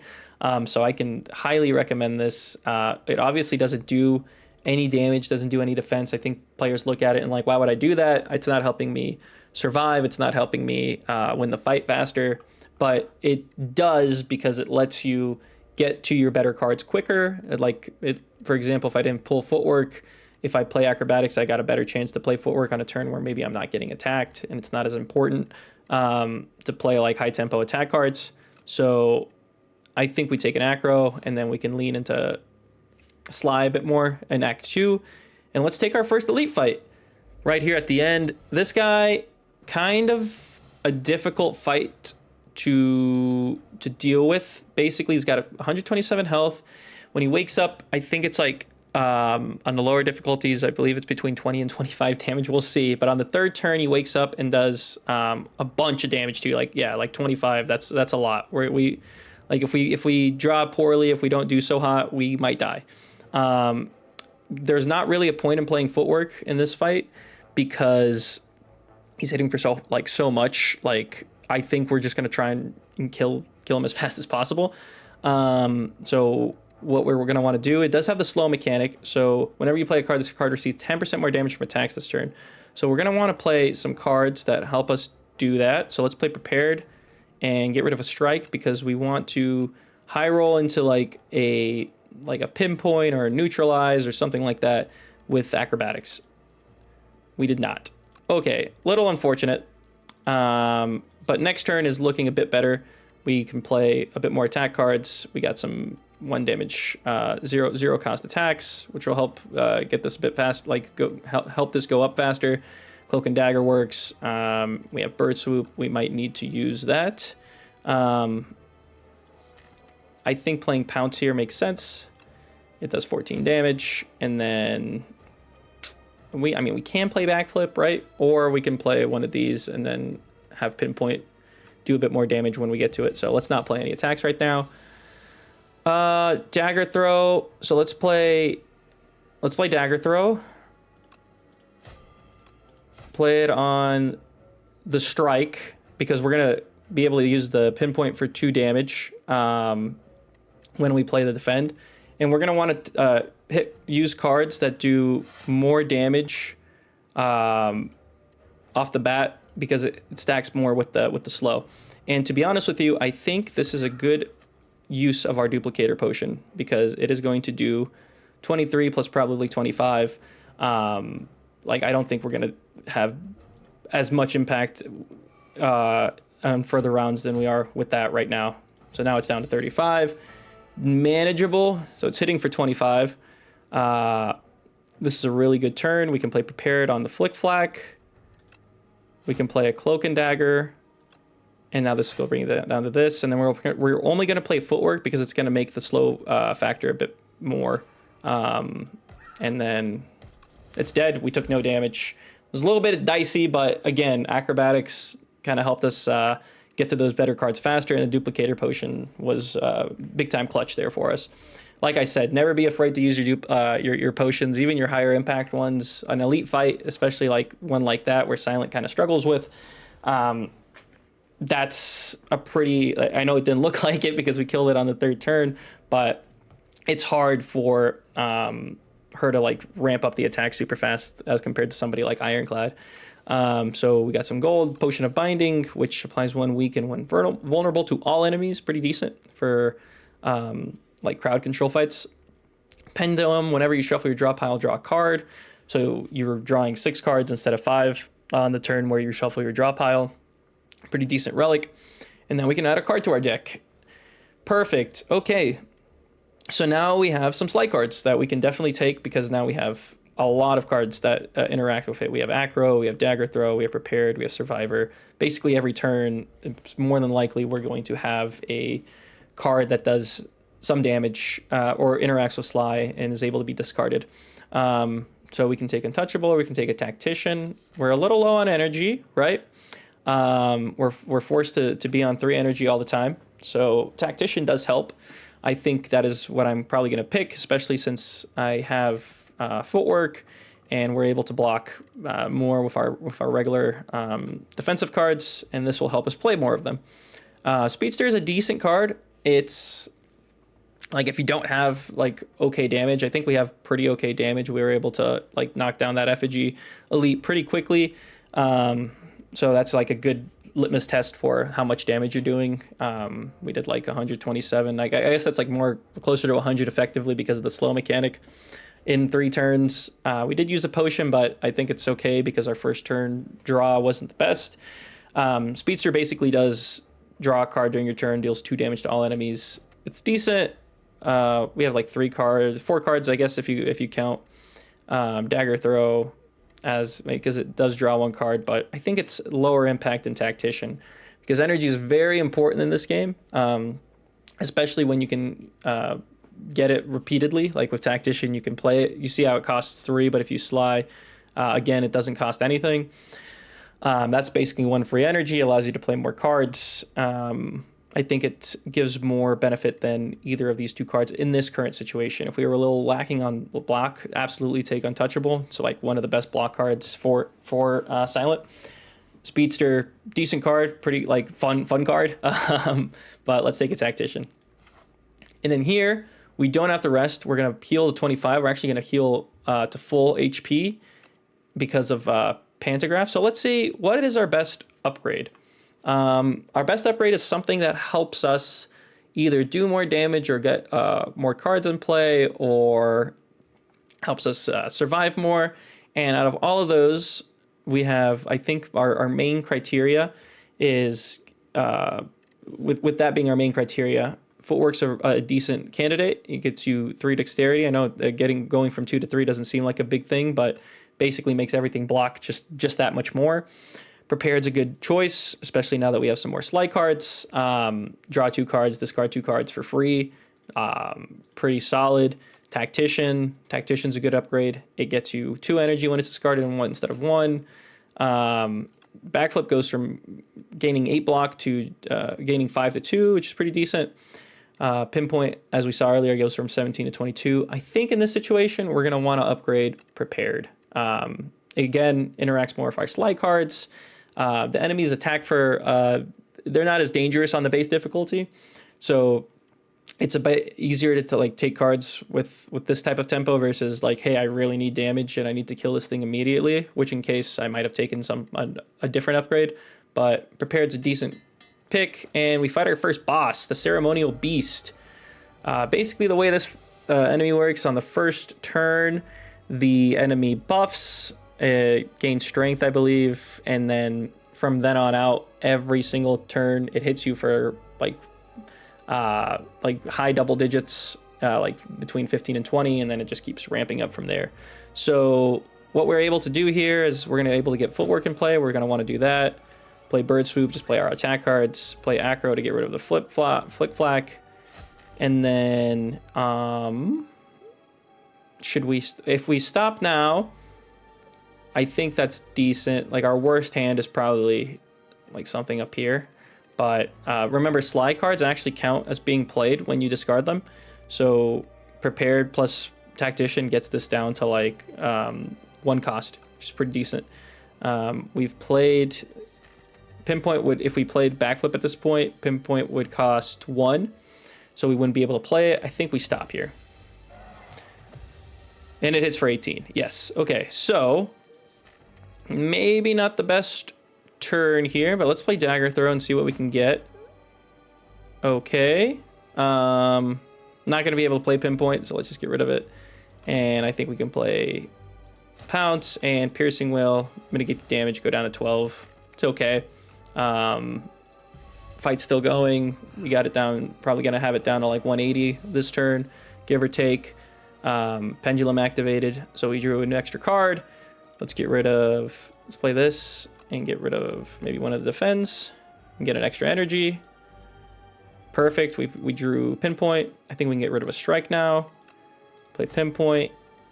Play Cloak and Dagger. Play Dagger Throw. And then our next turn is going to be okay-ish. Once we get it down to below 150, it actually takes, it gets stunned. And then at that point, we can actually take an extra turn, basically. So pretty decent. We took 2 here, not the end of the world. It's up to 22 now. We're going to do this. And now if we play this, I think we're going to have a decent turn.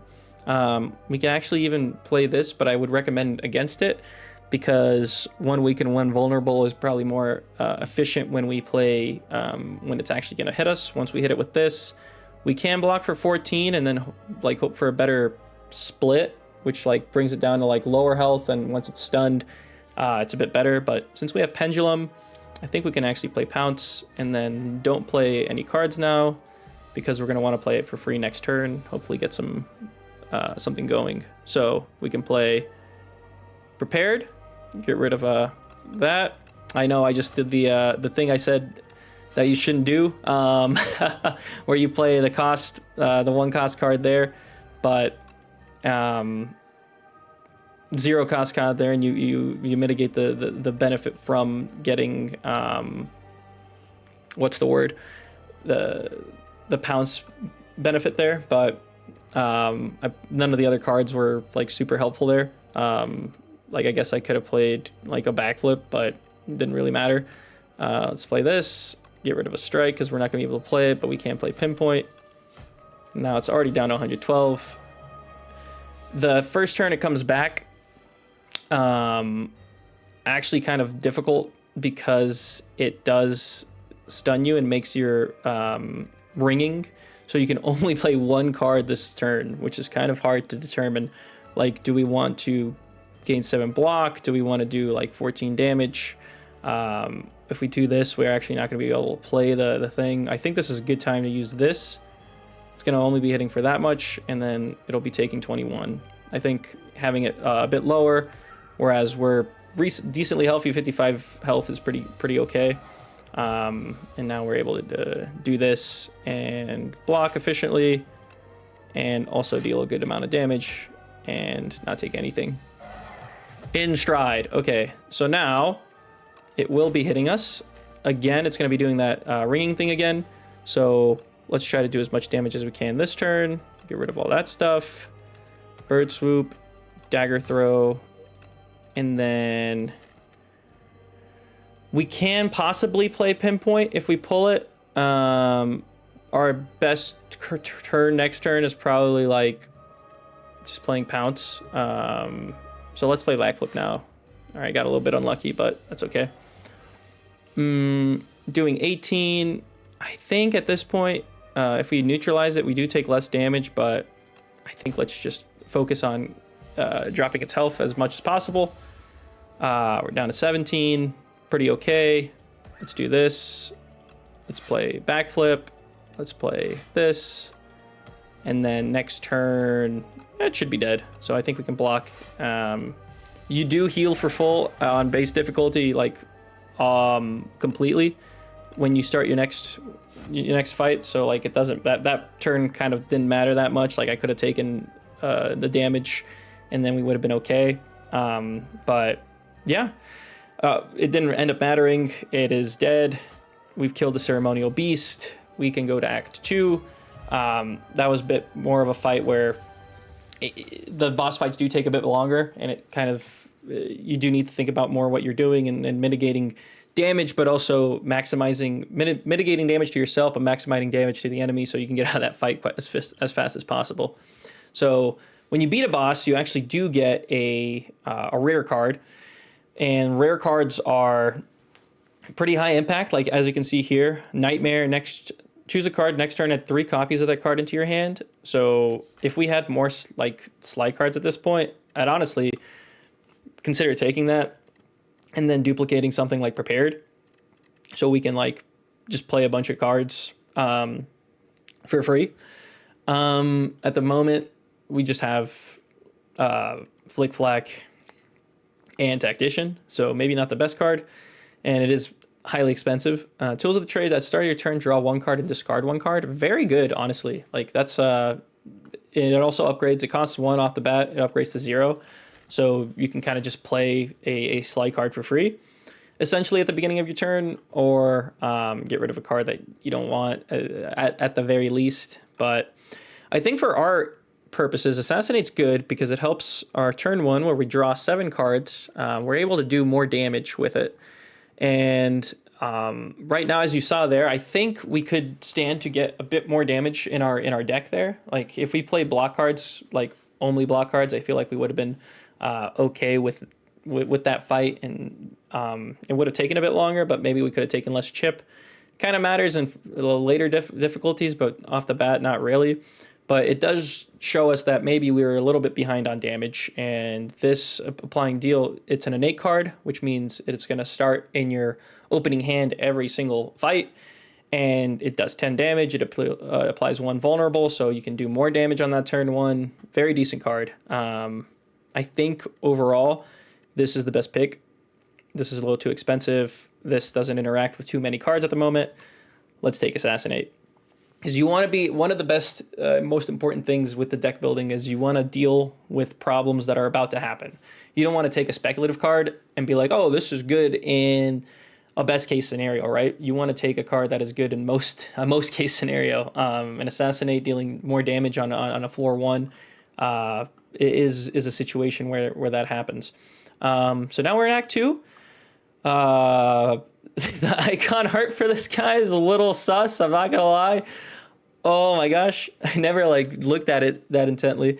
But we have our new ancient, which is kind of like Neow. At the beginning of the act, you get like a benefit. We're gonna take a look at what it has to offer, and then we're gonna path accordingly. So yeah, let's see what we got here from good old Teskatera. Okay, enchant all strikes in your deck with Teskatera's Ember, cost 0 and gains internal. Cannot be removed or transformed from your deck. We have 2 strikes, not good. Not good at all. Add 1 Brightest Flame to your deck with Storybook. Gain 2 energy, draw 2 cards, lose 1 max HP. Okay, so that card is insane. I will say that. It's insane. For you might be thinking, well, I can only play that 60 times and I'm gonna like die, right? I mean, there's not gonna be 60 fights. Probably like you're probably gonna drop down to like, at most, if you use it in every single fight, like at least once, you could probably like drop down to like 45. It's a really good card. I will say for a bit on the higher ascensions, I think if you're playing base difficulty, it's hard to wrap your head around, and especially since we don't have any relics and that boost max HP, and we have like a pantograph that helps us if our HP is a little bit higher, or if our max HP is a little bit higher, and our max HP already got taken down by 10. It's hard to take like on your first run. But it is something like, don't be scared of taking it, like especially on if you have higher max HP. If I was like at 70 or like 75, like if I found relics that boosted my max HP, if I ate the bird egg, I would honestly consider taking this like without thinking much about it. But the other option, Toy Box, is actually pretty decent. You obtain 4 wax relics every 3 combats. Your leftmost wax relic will melt away. So you get 4, and it helps you the most at the beginning of the act, which is important, right? Because that's when you're like still trying to get a bit stronger, and you just want to see like what's going on, like in the fights, and the benefit is better there because you're going to be able to get with 4 relics that, like, as you can see, like each one kind of does something. Like maybe this one helps more at the end, but of the act. So if we got it as like our first relic, it would be kind of bad, but that's not the case here. That helps tremendously in the early fights, and then getting helped in the early fights lets you get stronger, take better cards, maybe skip cards that aren't as good, and then have better odds towards the end of the fight where we're fighting this this thing, the Knowledge Demon. Okay, I guess that's his name. We might have a different name for him, but the bottommost relic is like a safe choice. It helps, like I said, helps front load your act, and then helps you snowball towards the end. This is just like a very decent card. If this one wasn't offered, I would honestly probably take this one. There's another thing where it's like I think it's like remove 4 cards. We're honestly decent on card removes. We're down to like 2 strikes, and there's a potential for a shop here or towards the end of the act. I'm leaning more towards this one because we'll have more gold. But yeah, like in this situation, I think we're going to take this. It's a safer choice, obviously, more conservative. So I would recommend this for your first run. So we got Rax. That's actually really good because Wax Pair, upon pickup, raise your max HP by 10. So it's not going to go away. Like, we're going to get this for free. And then that's like the same thing as if we got a regular pair. This isn't going to go down to 60 now. Like, this is going to melt away, but we're going to be fine.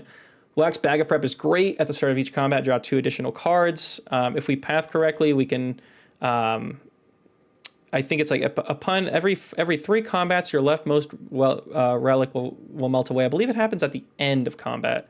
So we can take 1, 2, take like these 2 question marks and grab this, and then the pair will melt away, which is great because then we can just take Bag of Prep. Like, Bag of Prep's like good for the rest of the act essentially.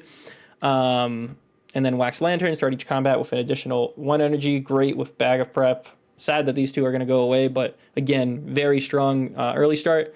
And then Wax Eternal Feather, for every 5 cards in your deck, heal 3 HP whenever you enter a rest site. So we're going to be able to basically, I'm thinking of going, I want to take some more elites, get some more relics, especially since these are going to go away. I was thinking something like this. We can take this path, get some question marks, make sure our relics don't melt away as fast.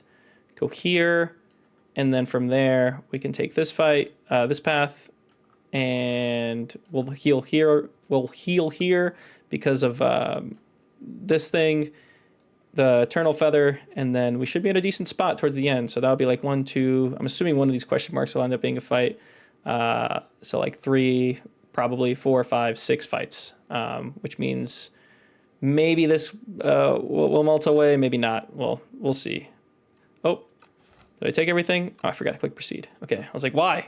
It's like, what do you want from me? Okay, so here, This guy hits you for 13, and I think the next turn he burrows, which he like gains a big shield, and then he'll be underground. Doesn't mean anything. You can still hit him. It's not like Pokemon where they use dig, but when that happens, it's okay. Like you're just gonna, the main thing here is you're just gonna want to burst this guy down, and we have decent cards to do that because we have Bird Swoop, we had Assassinate, makes every attack afterwards deal better. Let's play these cards, and then let's play this, and then this, and let's play that so we can full block, and then this will be free. Perfect. And the next turn it has 3 HP. Very good fight. You just play Flick Flack and it's sayonara for that guy. We get Duplicator back. Very nice. Oh, we get well-laid plans. Okay. Yes. Well-laid plans. When you see well-laid plans, especially if it's upgraded, you take well-laid plans because being able to retain your like 2 cards, let's say you draw defense cards when you're not getting attacked, or you draw attack cards when you want to be defending, like you can carry that over to your next turn, and like as you play the game more, you kind of learn the enemy attack patterns. You know what things are happening when. So insanely good card. Another Prepared Plus would have been pretty sick. Like if that wasn't offered, I would like pick that up in a heartbeat. But this is just like the best like top 5 cards you can see in a silent run. And then Backflip's a decent card too. But we're gonna take a Well-Laid Plans Plus. Go to the next question mark. Ooh, Slippery Bridge. Kind of a RNG event. It basically randomizes, like it picks a card, right? And then it randomizes, like if you click, like you can get rid of it, or you can randomize it and then get rid of another card that maybe you don't want. I do want Assassinate because as you saw, that was a really good first turn showing of it. Like if you pull a bunch of attack cards, like you can kill them before anything bad happens to you. So let's try and get a different card. Oh, Bird Swoop's really good. Oh my god. Okay. Cloak and Dagger is solid, but like let's get rid of it, I guess. It's I hate bridges, yes, indeed. Not the best like thing. We did take 12, but again, we're gonna heal back when we get here. So let's go this way. This guy, he Thieving Hopper, he steals one of your cards. So sometimes good, sometimes bad, right? Like you don't always want to lose a card, but sometimes he picks a card that you maybe don't want. Again, he's hitting for 17. We're gonna mitigate that damage, do some more damage. We have Flick Flack and Tactician in hand. Perfect. We can play Bird Swoop. We can play a Strike. This, and this. I know we can't retain anything this hand because we played our whole hand, but he took Pounce. Pounce is pretty okay, but I think it's like starting to be a bit, what's the word? Like overshined by like certain other cards. I think we're still gonna take it, like take it back. But see, sometimes like let's say for example, I think he prioritizes taking an uncommon card from your deck. If he like there's no uncommon cards, or like it's played already, or like it exhausted, he obviously can't play it, and then he'll like try and take like a common, and then from then on out he'll like take other things. But like for example, if he took, I don't know, I kind of like all the cards that we've currently drafted, but if he took like a defend, that doesn't usually happen, but that would be like pretty decent. Here we're not getting hit. Let's just play our cards that help us like later. Both of these cards will be good next turn. Yeah, see, we're getting hit for a decent amount, but it doesn't really matter because the guy's dead. So let's take Pounce back. Being able to play a skill for free is still pretty good even now. Pinpoint Plus, deal 22 damage. I think we're okay. As you see, we're like killing most of these hallway fights, and like on turn 2. It's obviously not going to progress. Like the elite fights and stuff and such will take a bit longer, but I think another Acrobatics is decent here. Again, really good card. One of the best common cards in the game. Just take another Acro. And then let's take some more question marks. Okay, Infested Automaton. There's a chamber full of dead robots. Lone Automaton still has a faintly glowing core, but it's engulfed by a grotesque organic growth and doesn't respond. Obtain a random 0-cost card, or obtain a random power. Both of these are from Silence Card Pool.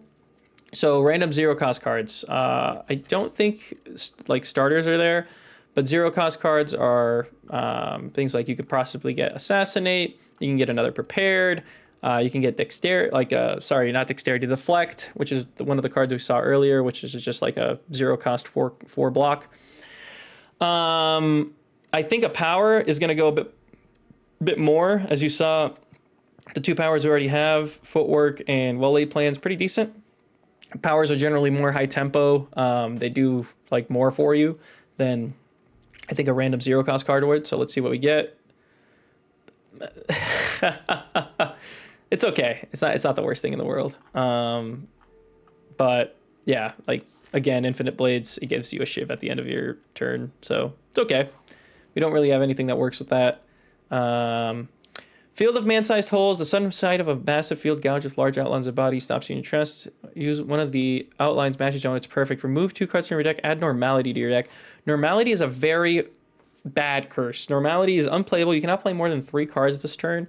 It's a little bit mitigated with Silence card pool because we have 1, 2, 3, 4, 5 cards that get rid of things. Like removing 2 cards is pretty good, but like I would have taken this, like, let's say we got it here, and then we could have went to this question mark and then removed the normality with our gold, and then we would have had, like, 2 removes for basically, like, 100 gold. Pretty solid.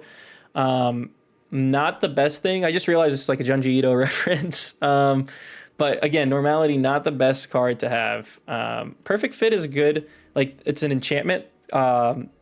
Basically it makes one of your cards better. Like when you whenever this will be shuffled into your draw pile, place it on the top instead. It allows you to basically pick a high tempo card and make sure it's at the top of your draw pile like every time. Since we're a little low on energy, I actually might put this on Tactician, and especially since, like I mentioned before, we have many cards that discard, and then we're going to be able to play that and then get more value out of it and have a bit stronger turns when our deck reshuffles. So let's actually do that and put it on Tactician, and then eventually we'll be able to probably upgrade this and it'll be even better. You gain 2 energy when you discard it. Yeah, you stepped out on change, but now understand the intimate secrets of life. Very nice. Okay, we have a full potion belt. Let's take an elite fight. Ooh, these guys are pretty tough to deal with, to be honest with you. The best way I've figured out, should we use a dexterity pot? I think it's a good idea. I think our potion chance is pretty high. Just being able to block a bit more. These guys essentially, if other segments are still alive, revives in 2 turns of 25 HP. So if I killed it this turn, for example, it would come back in 2 turns if the friends were alive. So you do want to basically burst down the one with kind of like the lowest HP, because they take turns. So like this one's going to hit for 6. It's going to gain a buff. I believe it gains like a bit more strength. This one attacks for 8, and I think it weakens you. And this one just attacks for 2 times, like 5 twice. So let's try and burst this one down to like a decent amount. All right, very nice. Piercing Wail is a good actually hit here because it allows us to basically just take no damage with the current block we have. I think let's play Acro and Flick Flack. Very nice. Let's play Prepared. I think Well-Laid Plans and Piercing Wail. And then next turn we have Pinpoint, Acro, Pounce. Okay. I think, as you can see here, we're only getting hit for 2 now because of the wonders of Piercing Wail. So we just wanted to mitigate damage, deal as much damage as possible. I'm kind of explaining less these fights as we go on because that's kind of like the base thing you want to do every fight, right? If something interesting is going on, I do want to maybe bring it to attention. But next turn, I think we want to hold on to Footwork and Survivor because Tactician's there, Acrobatics is there. We do want to block more, and we're not going to be able to do much damage. Like we have Pinpoint and Strike, so not the greatest attack cards in the world, but especially, well, Pinpoint's okay. Probably going to be able to play a decent amount of skills, but let's hold on to these 2. Be taking 0 this turn. we'll be able to kill this one. So now this one's attacking for 14, not so strong. I mean, not so good. Let's play Footwork, Survivor. I do want to play Acro here because I want now because of Perfect Fit, Tactician is going to be on my next draw pile, so we can get rid of it again. And now Pinpoint costs less, and I can kill this thing with a strike, and I can do this to maybe this one. It has a bit less HP. This one was actually going to be hurting for more, so maybe let's pick this one. And we're getting hit for 14 right now. I think let's play Infinite Blade so we can have an extra attack. And then hold on to these 2 cards. And yeah, just getting hit for 2, not the end of the world. Let's do this. Let's play Prepared, so on that and this. Maybe on Strike instead. I don't think we're going to be able to kill it this turn, but we can play Dagger Throw. And 10, 16. Okay, perfect. This will be able to be killed by the, what's the word? A Shiv next turn. We're getting hit for 16, but this blocks for more than that. And let's keep Acro and Defend, because again, we're going to draw a Tactician. So as you can see, we're getting a decent amount of help here because of Tactician and the Perfect Fit thing. So we can do this. We can play Acro and get rid of Tactician. And then we can play Survivor and get rid of Flick Flack. Deal some more damage to these guys. Let's hit 17. What are we looking at here? Probably easier to kill that one. Yeah, okay. So now this one's going to be hitting for 14. Let's just keep an Acro and a Strike. I think that should be fine. This guy's not hitting. Can we do 24 damage? I think we can. Perfect. 2 damage fight against an elite. That one's pretty hard. Not the worst one. I think the worst one we could have gotten was there's a guy basically looks like a beehive. We call him the beekeeper. But he does, like, every time you play an attack, he puts a dazed in your draw pile. A daze is unplayable. It's a status effect. It at the end of your turn, if it's still in your hand, it basically disappears. It exhausts itself. So not the greatest guy to play in an attack heavy deck. So it's kind of good that we didn't get it. Well, let's hopefully we can find a card between then and now, either at the shop or in this combat, to be able to fight that thing where we're able to actually get some some damage in without using attack cards. But here we got another we got an attack potion. We choose 1 of 3 random attacks to play in your hand. Pretty decent, especially if like you're on a turn where you can't do much damage. We got tracking. Weak enemies take double attacks from take double damage from attacks. We currently only have neutralize, so probably not the best card to pick up. Otherwise, it is decent. Silent has a good card pool of cards where you can apply weak. There's a card called like Leg Sweep, applies weaks and blocks for a bunch. We saw Sucker Punch earlier. So like things like that. Not the best card here, as we saw. It costs 2. It's a little expensive, especially since it only works with one of our cards. We have a Pounce Plus. Probably not take it, but I am inclined to take the Backstab, especially since it's upgraded, especially since it's innate, especially because we have Assassinate, which does, it applies 1 vulnerable. So this is actually hitting for like 21 or 22 on the first turn, which is important. And we are currently drawing more. We did lose the Wax Pair. Didn't really matter because we got the benefit from it. We're going to lose Bag of Prep within probably by the time we get to the boss. So I think it is a good card to have in this situation. 0 cost. Once these 2 go away, it's going to be even better. So let's take Backstab. And then I think in terms of attack cards, we don't want any more attack cards. This or that. Arms suddenly jet out from a nearby hole. Suspicious Bag of Riches and a clearly cursed relic. Lose 6 HP, gain 53 gold, or add Clumsy to your deck. Obtain a random relic. So 6 HP takes us down to 50, but we're going to heal back up at this campfire. What is it? For every 5 cards in your deck, heal 3 HP. So what are we going to heal for? 3, 6, 9, 12. We're going to heal for 12, so we're going to go back to 62. Pretty decent. And we can get some gold, some more gold, so we can do some more stuff at the shop. Or we can add a clumsy to our deck. It's ethereal, it's unplayable, and you obtain a random relic, and we can get rid of it at the shop. Honestly, this is, at this point, either or. Because of the shop, this is good. The shop's coming up. This is good. We're going to probably have more than 400 gold when we get to it. We can buy a bunch of stuff, not taking like that much damage. Plus, we're healing it back. Clumsy, it's a card that gets in the way. We're going to try and want to remove it. I would prefer to remove a strike at the next shop. So this kind of gets in the way of that. In this situation, I think like if we didn't have a shop coming up, I think this is pretty good. Especially if we didn't have like, if you were in your run and you didn't have like this many relics because of the ancient, and you're going into a fight, like another relic is pretty helpful. But I think we're gonna go with this, take some damage. A third hand appears and it punches us for, I'm assuming, 6 damage. Hole's gone, struggle's gone, hand's gone. We got some more gold. All right, let's see what we get here. Upon pickup, upgrade 2 random attacks. That's pretty decent. Nice. It didn't hit the strikes, which is good because we want to get rid of them. Hit bird swoop, which is decent, and then dagger throw. Okay. We'll go here. We heal back to 62.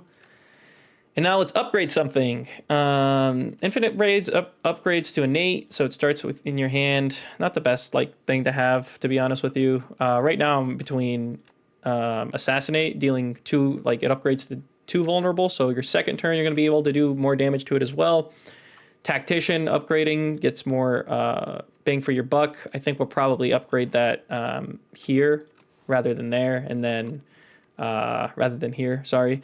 And then footwork gaining another 3. I think these are my big 3 upgrades for the time being. Let's upgrade assassinate so we can handle these fights a bit better. Okay. This guy's gonna summon a minion. I think it has like 21 health and it's just like constantly attacking you. It's not. It's a real mean person, to be honest with you.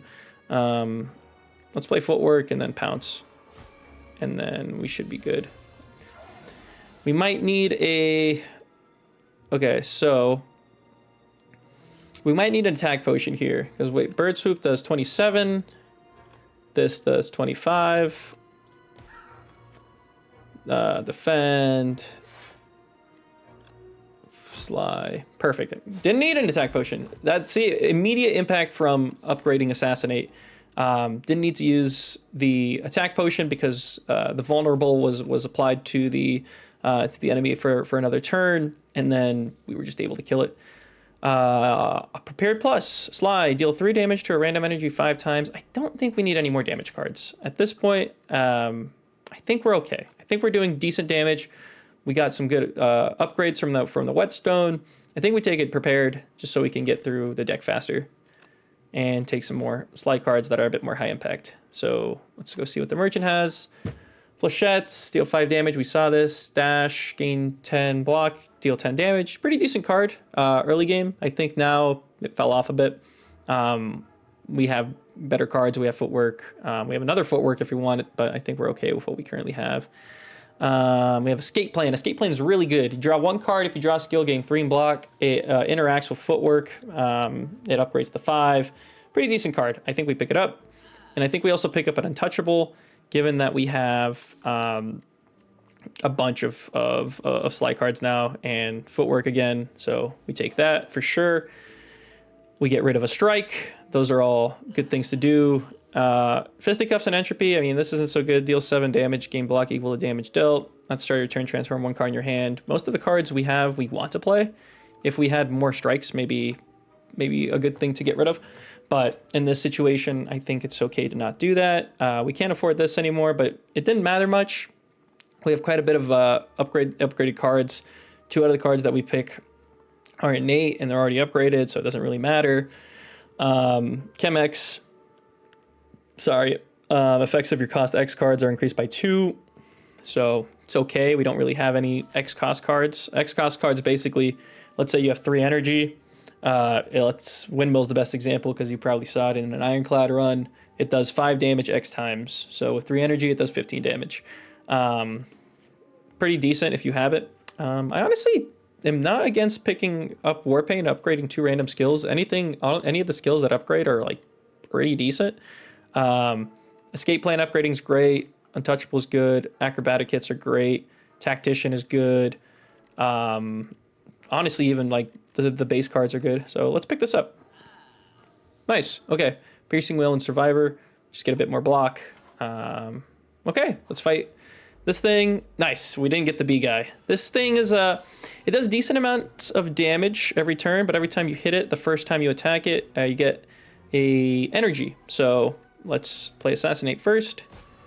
Let's do this, do that, play that, Escape Plan, Dagger Throw on the Tactician, do this, and then we're full blocked. I mean, that was, again, the turn kind of played itself. We just did as much damage as possible, and we full blocked. We still have 2 energy. Next turn. 16 damage now. Let's play Acro on the Flick Flack. We can play Prepared on the Infinite Blades, and probably the Prepared, so we can get this. Actually, let's see. Yeah, that's fine. Let's do that. Let's get rid of these. We don't really need them. We can play the Footwork, and then we're for sure going to draw Untouchable, so we can play that and block more, play a Pinpoint, and then we can play Well-Laid Plans, or we can play Defend to full block. I think I'd rather play Defend here. Like I said, it is good to have that, but we were getting hit for a decent amount. Piercing Wheel comes in clutch here. It's basically hitting for nothing, especially now. We block for everything. Let's just cycle through these cards and hope we pull a attack card at some point? Question mark? Okay. Again, nice. And we're able to play this stuff now, and we'll be able to have a for sure attack next turn. And Backflip will be able to get us other cards that we need and get, we'll have Well-Laid Plans in play. We'll play Backflip so we can get a Tactician. Do this. We'll do that so we can play this. And then we're going to want to hold on to Neutralize and Defend, I believe, because it's going to be hitting next turn. And we want it to hit less, essentially. So let's play Neutralize, let's play Shiv, and then let's play Acrobatics so we can play it for free. Good stuff. Prepared. We can just get rid of, maybe not a strike. We might be able to kill it this turn. If we get lucky. Perfect. So as you can see, this is one of the things that I was talking about with Engine. I'm just cycling through my deck super quick. This is the first, obviously this is Ascension 0. This is probably the first time I opened, like you saw me open a new save file. Obviously I know how to play the game, but it helps like showing something. Like you could be doing this on your first run too, because now look, like I'm just basically able to play all my high impact cards. I don't have like the biggest deck in the world, which is good because I'm able to cycle quickly. Some of my cards exhaust, like Backstab, Assassinate, Piercing Wheel, so it's even faster. I'm able to just get through like each like draw pile pretty quickly, especially with the enchantment on this. Like if I wanted to, I could probably get to a decent spot where like I'm blocking for more than 30, and then I have a draw pile where I can play Backflip, Dagger Throw, and I'll be able to have like energy and play whatever I want. So the deck is looking good. We got some gold. We got a potion belt. Gives us 2 more potion spots. And now we have Pounce we've seen many times. Poison Stab, it's upgraded this time. It's pretty decent. Again, we have decent energy, so it doesn't really matter. Piercing Whale.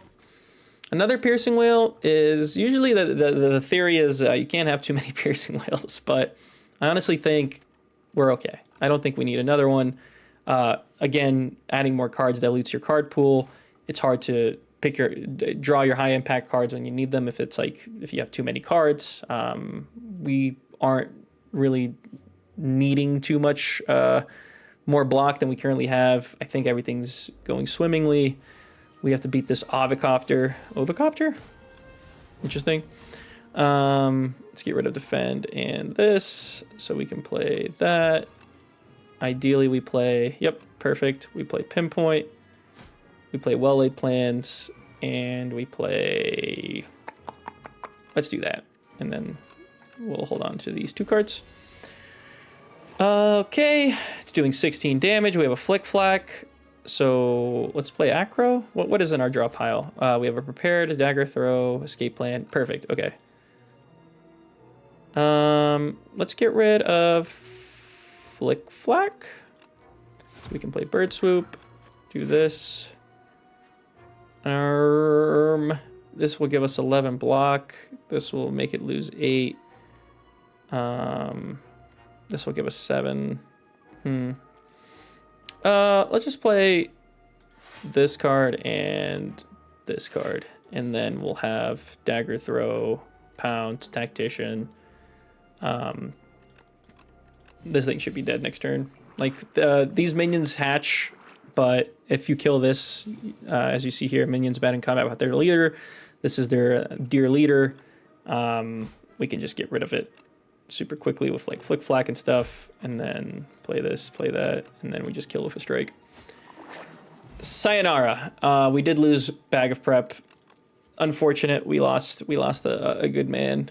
Piercing Will plus though. I know I just said we don't want to, like, one's good, but like we don't have to upgrade it. It blocks for a bunch. I think we take this one. The other one wasn't upgraded, so not as important. We hit the full because of Wax Feather. Let's upgrade maybe Tactician, so we get more energy, and it'll have higher impact the next times we draw it. This guy, this is definitely this is the art of all time. Basically what happens every turn, he offers you like a choice. The main choice is like you take damage at the end of your turn. I think it starts with 6, or I think one of them is like you draw 1 fewer card or something like that. You generally just want to take the damage because you can mitigate it with block cards, whereas with draw, like I do have many cards that draw, but I like to always draw 5 just because, like right now I don't have well-laid plans in play, so like it's not the best thing in the world to not be able to play what I want to play. So we'll talk about more of that like the next turn where we actually are getting hit, but let's play this, that, acro. We'll get rid of a defend, we'll play a footwork, and I don't want to, like, it's good if I hit tactician, but like I don't want to, for example, hit a card where I'm like not able to play well-laid plans, so like I think it's okay to stop here. Might use an attack potion this turn. Yeah, this is it. Mind Rot, draw 1 fewer card each turn. At the end of your turn, take 6 damage. We already have footwork in play, so it's a little bit better. Getting hit for 17. Let's do that. Let's do this. What are our card options? I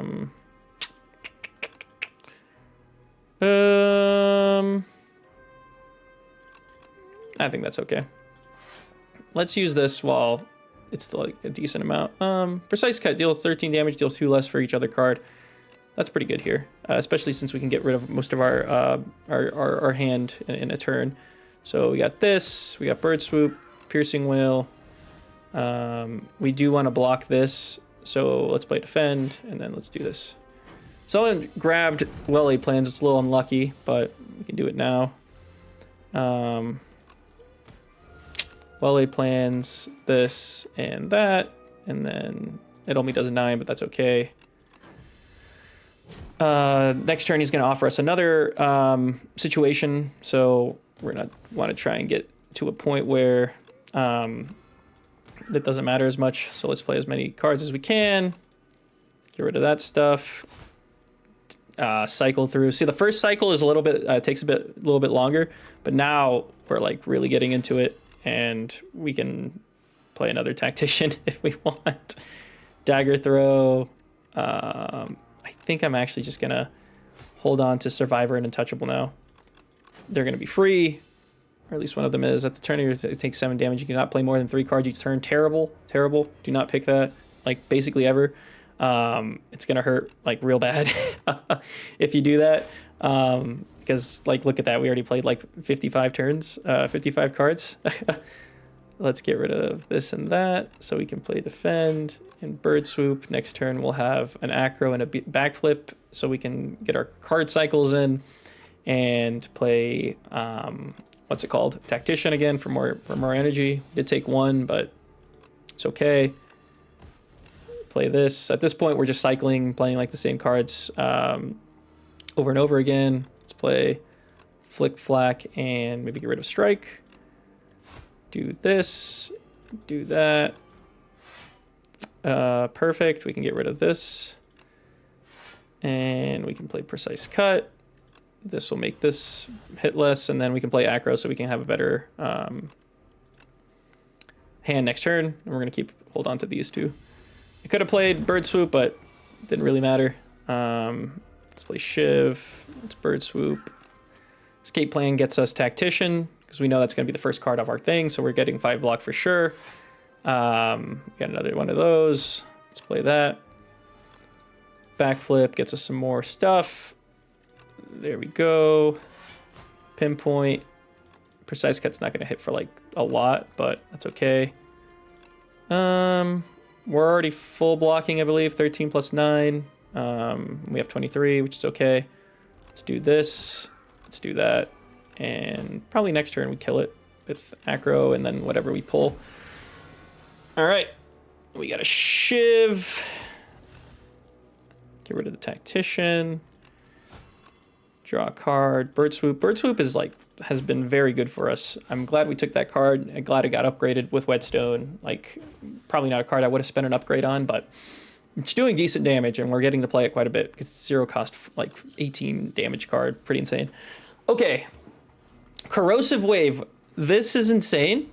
Whenever you draw a card this turn to play 3 poison all enemies. As you saw, we draw cards very often. Poison is going to stack like crazy. Fan of Knives. Shivs now hit all enemies. Add 4 shivs into your hand. Pretty decent card. We only really have Infinite Plates. That is a shiv, so not the best card here. We're like at most being able to play like after we play Fan of Knives once. We're only going to be able to play like 1 Shiva card that does like 4 damage to everybody. So whereas this is going to apply a lot of poison to a lot of enemies. Adrenaline's a really good card. You gain 1 energy, you draw 2 cards. I think Corrosive Wave wins it here just because of all of our card draw. Decent card. Like most of the time I would be taking this, but because of the amount of draw that we have, I think we're going to take Corrosive Wave and be able to stack poison a lot, and then we don't have to rely on attack damage for everything. So this is the final act. We are looking at a man who is making fun of us, Mr. Tanks. He is so weak, you have potential. Use this weapon. Choose 3 cards in your deck and channel with them instinct. Decrease the cost of this card by 1. Maybe not the best. Like most of our good attack cards are like dealing 0, are already 0 cost. Like Flick Flack not costing anything doesn't matter. Probably not. Let's not take this. At the start of your turn, gain 7 block. Probably going to take that. But you also have Whistle. Deal 33 damage, stun the enemy. When you stun the enemy, it makes them not take their next turn. This doesn't interact. Some of the enemies, as you've seen, have artifacts. Artifacts prevent debuffs from hitting them. You do not want to... this does not work on them if they have that, but dealing 33 damage, stunning the enemy, essentially gives you another turn. It's a really good card. I don't think we need more block. Having another turn is like insane, and then there's turns where we can play Whistle and then play other cards because of Tactician or because of Lantern for like 2 more combats, but let's take Whistle. Whistle's good. Just think of it as I'm doing a bunch of damage to the enemy and they're not able to act again. We're very strong. Again, we're at full HP. We have good potions. We can get more potions, and we can get rid of our final strike at the shop. So let's go this way.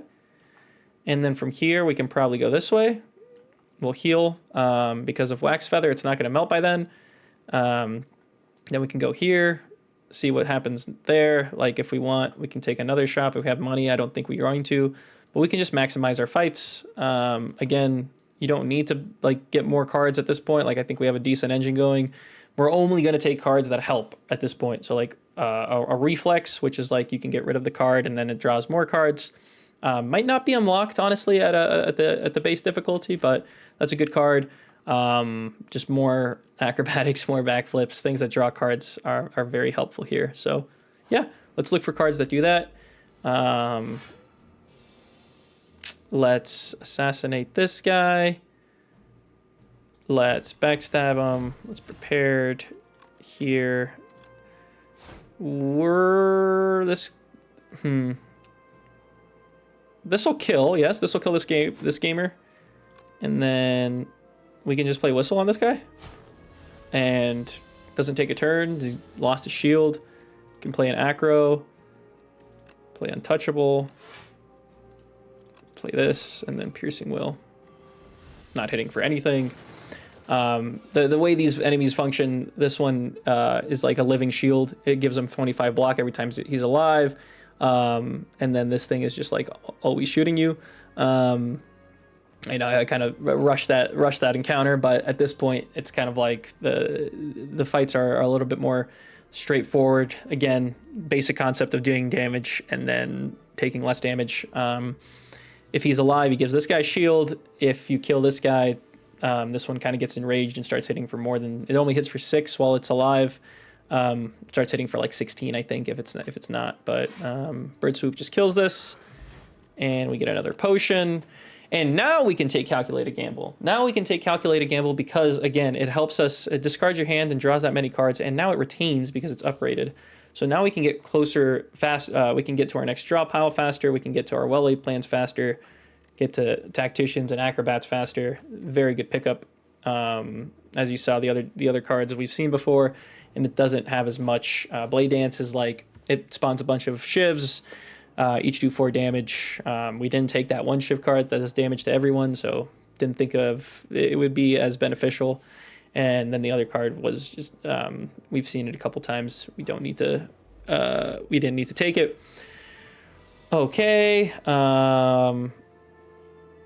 I forgot exactly, every 3 combats. Okay, so maybe the Wax Lantern will not, like, it might melt at the beginning of the next one, it might not. I think it might melt at the end of it, but we'll see. So let's do this. Not the greatest turn one, but it's okay. We do have a thing that draws 3 cards for us, so like if we have a bad turn, next turn we can use this. Actually not so bad. Let's do this and maybe get rid of a neutralize because we're going to play backflip, prepared, piercing whale. Okay, so now let's play corrosive wave, bird point, this, prepared, and dagger throw, and then next turn, if we're basically guaranteed whistle because we're going to draw 5 cards. If it's not there, we can just play Calculated Gamble and then grab it next turn. So don't have to worry about the next turn. We applied some poison to this character. I didn't think this would happen. That's fine. I think if we play Piercing Whale, Footwork, and then this, we take like 3, which is okay. And then, yeah, I didn't think of a scenario where I would not pull one of those 2 cards, but it did happen. We took 3, not the end of the world. Another Piercing Whale, Slice does 6 damage, does nothing else. Finisher does 6 for each attack already played. I think at this point we're going to be mainly dealing damage with like Corrosive Wave and then like drawing cards. And then playing Bird Swoop when we can, but it's an okay card with shivs. Like, it's funny because like everything now that we're taking is like shiv focus. Like everything we're being offered is shiv focus, but we don't have any shivs because, like, let's say you pulled Blade Dance, you played 4 shivs. Now this hits for like 24 plus the 16 that you already hit with the shivs. So it's a decent card. Doesn't really help with what we're currently doing. Let's go here. See what's for sale. Another Acro, probably take that. This is a really good relic if you can afford it. Upon pickup, obtain an additional copy of a card in your deck. Probably would have used it on like a Acro, to be honest. Pocket Watch is also really strong when you play 3 or fewer cards during your turn. Draw 3 additional cards. So like, let's say you have a bad turn, you just draw Whistle or something. you can just play Whistle, and then the guy's stunned, so like the next card, the next attack doesn't even really matter. So, and then you draw more cards next turn, and then Akabeko is at the start of each turn gain 8 vigor. Your next attack deals additional damage, so like it just does 8 more damage. It's okay, not the worst thing. I think in this shop we're gonna take a Acro for sure. Production is also really good. You gain 2 energy and it exhausts. So if you upgrade it, it does not exhaust.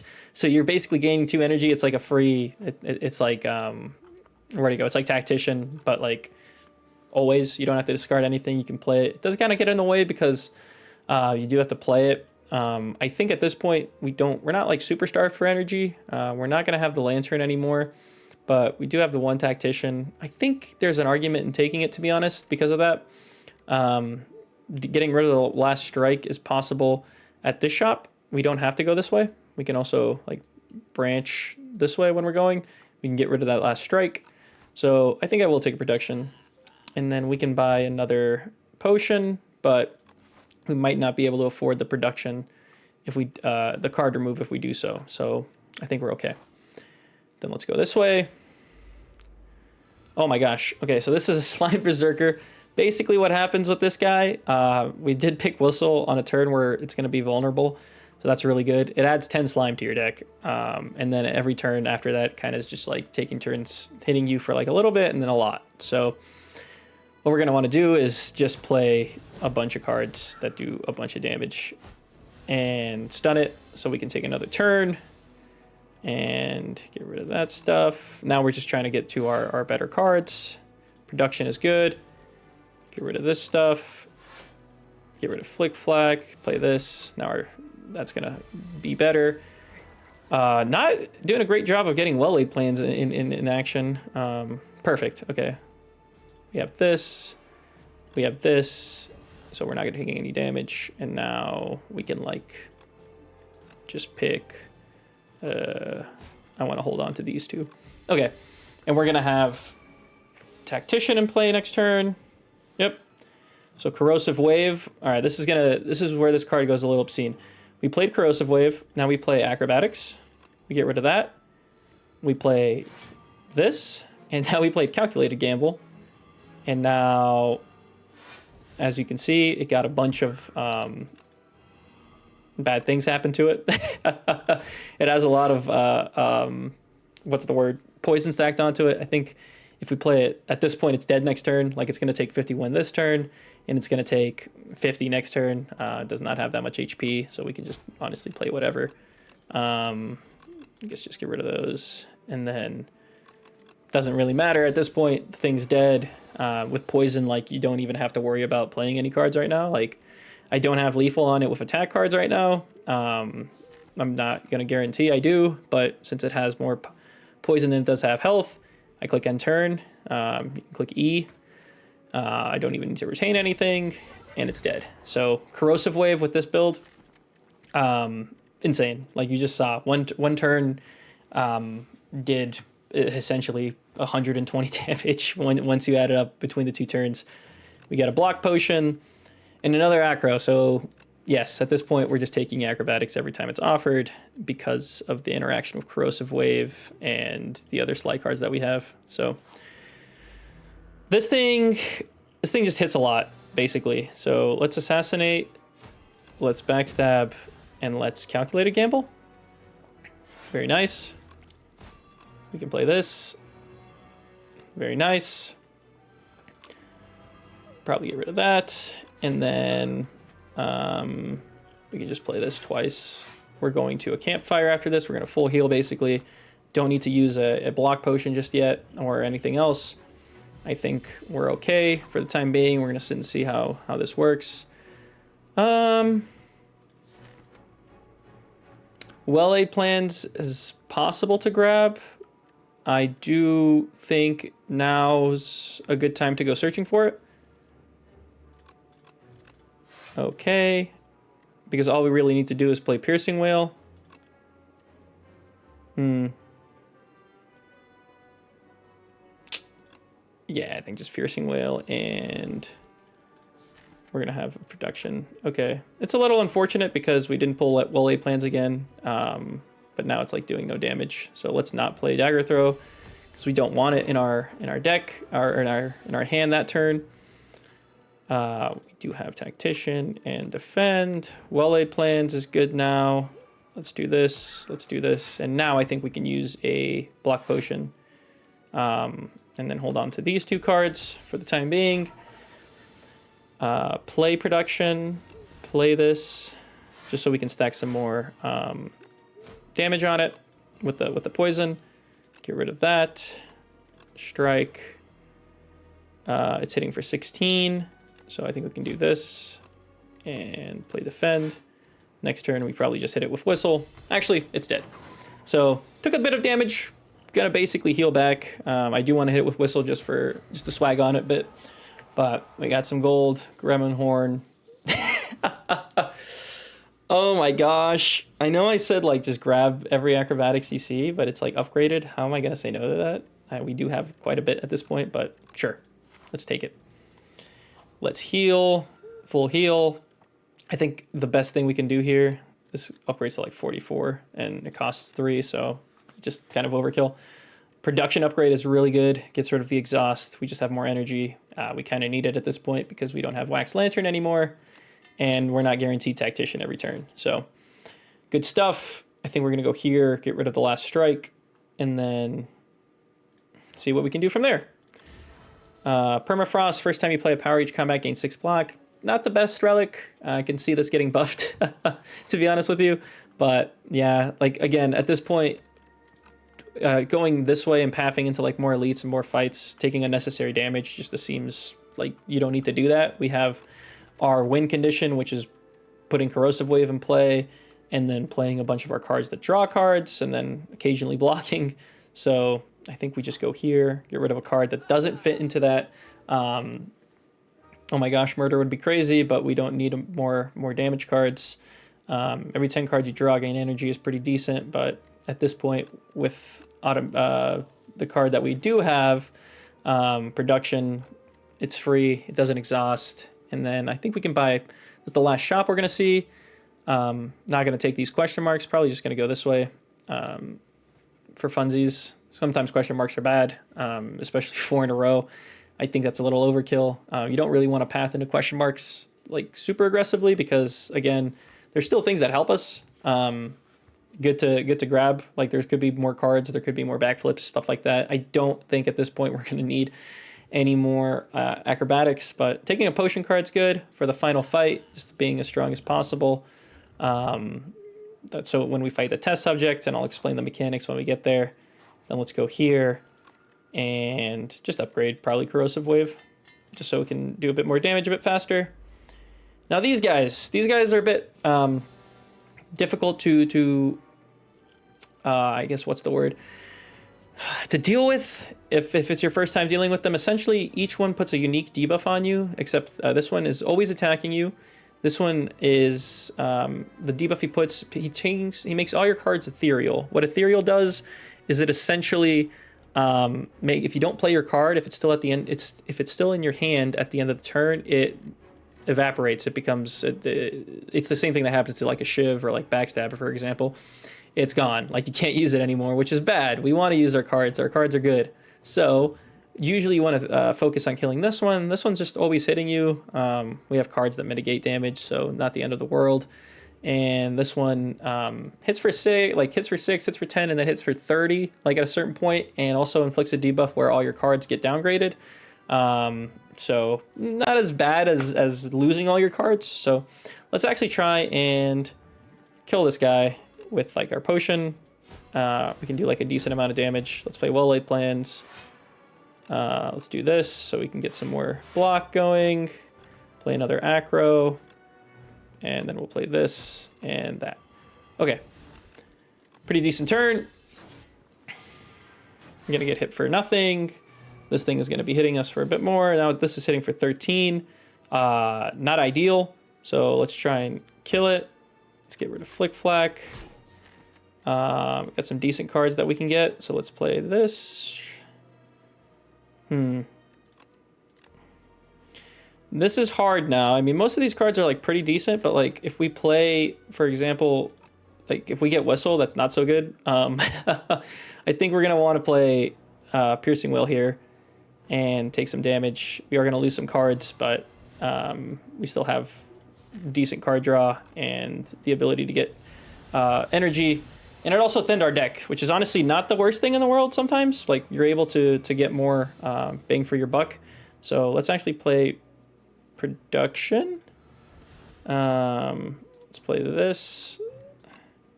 This will kill. We can hit this thing and then this. And we'll be able to play 2 defends. And Corrosive Wave, Calculated Gamble should be pretty decent next turn. Corrosive Wave, Calculated Gamble. Very nice. This will give us more block. We'll play this and that and an Infinite Blades. Be taking a bit more damage from Flail Knight. All good. Now this one's going to be hitting for a decent amount. Let's play a backflip. And Escape Plan will work because we know that we are going to get a skill. Get rid of Tactician. High likelihood we do get a skill here. Let's play Corrosive Wave. Let's do this. And then I feel like if we play Acrobatics at this point, and like draw into Flick Flack or something. Okay, that was fine. It's a decent amount of damage. I think we can use a Swift Potion to mitigate it. So yeah, there definitely, again, are going to be fights where taking a lot of damage or relying on your, what's the word? Potions are, like, we had to use 2 in that fight. It's not an easy, this is definitely not an easy one. So good thing that we kept them and we had them on deck. So Fire Potion's good. Ornamental Fan's okay. Every time you play 3 attacks in a single turn, gain 4 block. It's okay. Burst is really good. Burst this turn, your next skill is played an extra time. So imagine playing it on Corrosive Wave and then hitting Calculated Gamble or like Acrobatics, and now it's like every time you draw anything, they get 8 poison. So very good card. It upgrades to your next 2 skills. Probably going to be a target for our upgrade at the campfire because we will heal back with Pantograph. So let's take it. Okay, next fight, Frog Knight. He basically just hits you every turn. He's kind of an asshole. Okay. Well, so, poor guy. He's dead. Okay. Then we're going to keep Calculated Gamble. Let's play this.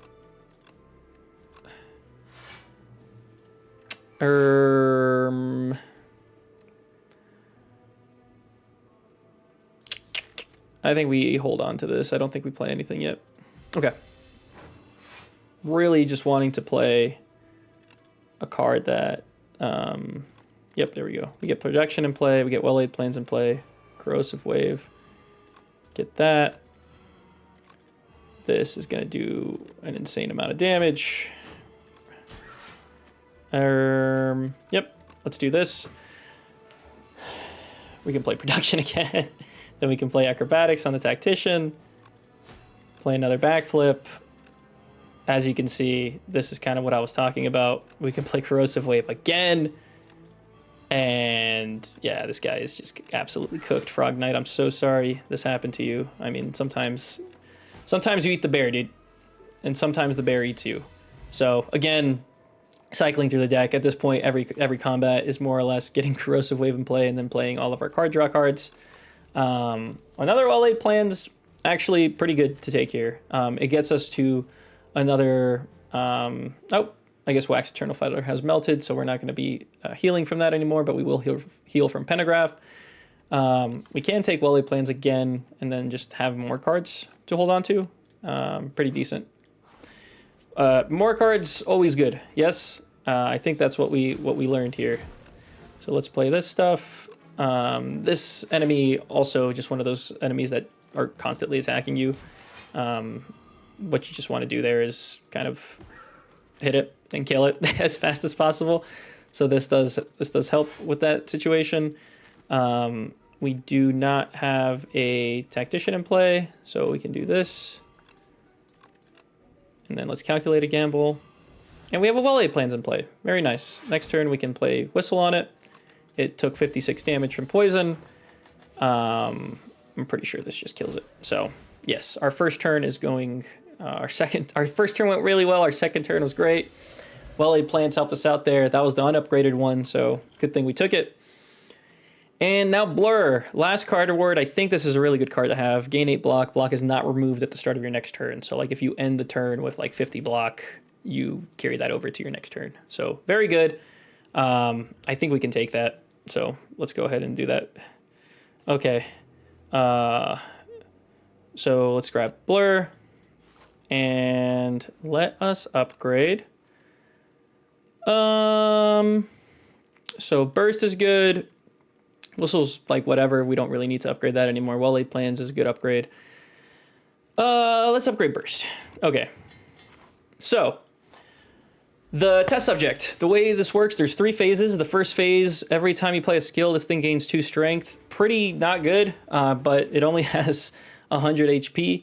So we can actually mitigate it with like this, for example. We can throw a fire pot at it. We don't really need it for the later phases because we'll hopefully be having our good things intact. We want to kill it as fast as possible. You can play skills. Just make sure they're helpful, like they're helping you. So let's do this. Let's play an acrobat on Flick Flack. Let's do this. I mean, it's already dead, yes. I'm just looking for a card that like, I was looking for like a well-laid plans or something. Let's just kill it.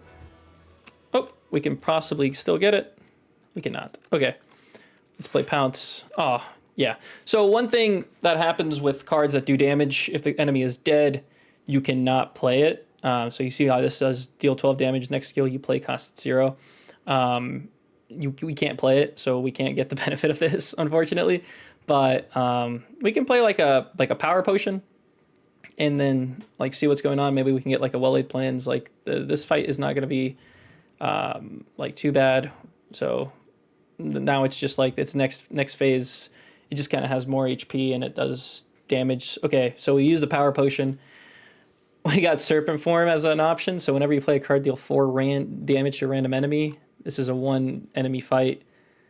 That's going to be really good for us. So let's go ahead and use that. We could have duplicated it too, but I think we're okay. Let's play Acrobatics. Corrosive Wave.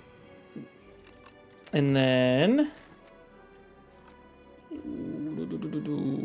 let's just play Calculated Gamble. It seems fine. And then we're going to be able to play a card. Let's duplicate Acrobatics. So we can get Tactician in play. And then we're able to play like Pinpoint and do this stuff. And if we play Piercing Whale and well-laid plans, we take like a little bit of damage, but it's not too bad. Let's grab Acrobatics and Whistle. Yeah, like this thing isn't really doing much. It hits you for like a little bit sometimes, and then aside from that, it's like not the end of the world. So it's already dead because of the poison. Let's hold on to these 2 cards. Now this thing, it becomes intangible. Like every so often, intangible means it can only take like a little bit of damage. Like it only takes 1. So like hitting it with Whistle would actually only do 1, and it would stun the enemy, but like not the best thing to do. So let's just try and get our let's get like some block cards going. We'll actually play Burst and Acro, and then should get another card. This will get us this, and then we can play Survivor on the Tactician. We can play Blur, and we can play Backflip. So let's hold on to this and this, and now we can probably just stun it. Yep, there we go. Let's hold on to Acro and Corrosive Wave. And at this point, we're gonna just neutralize it.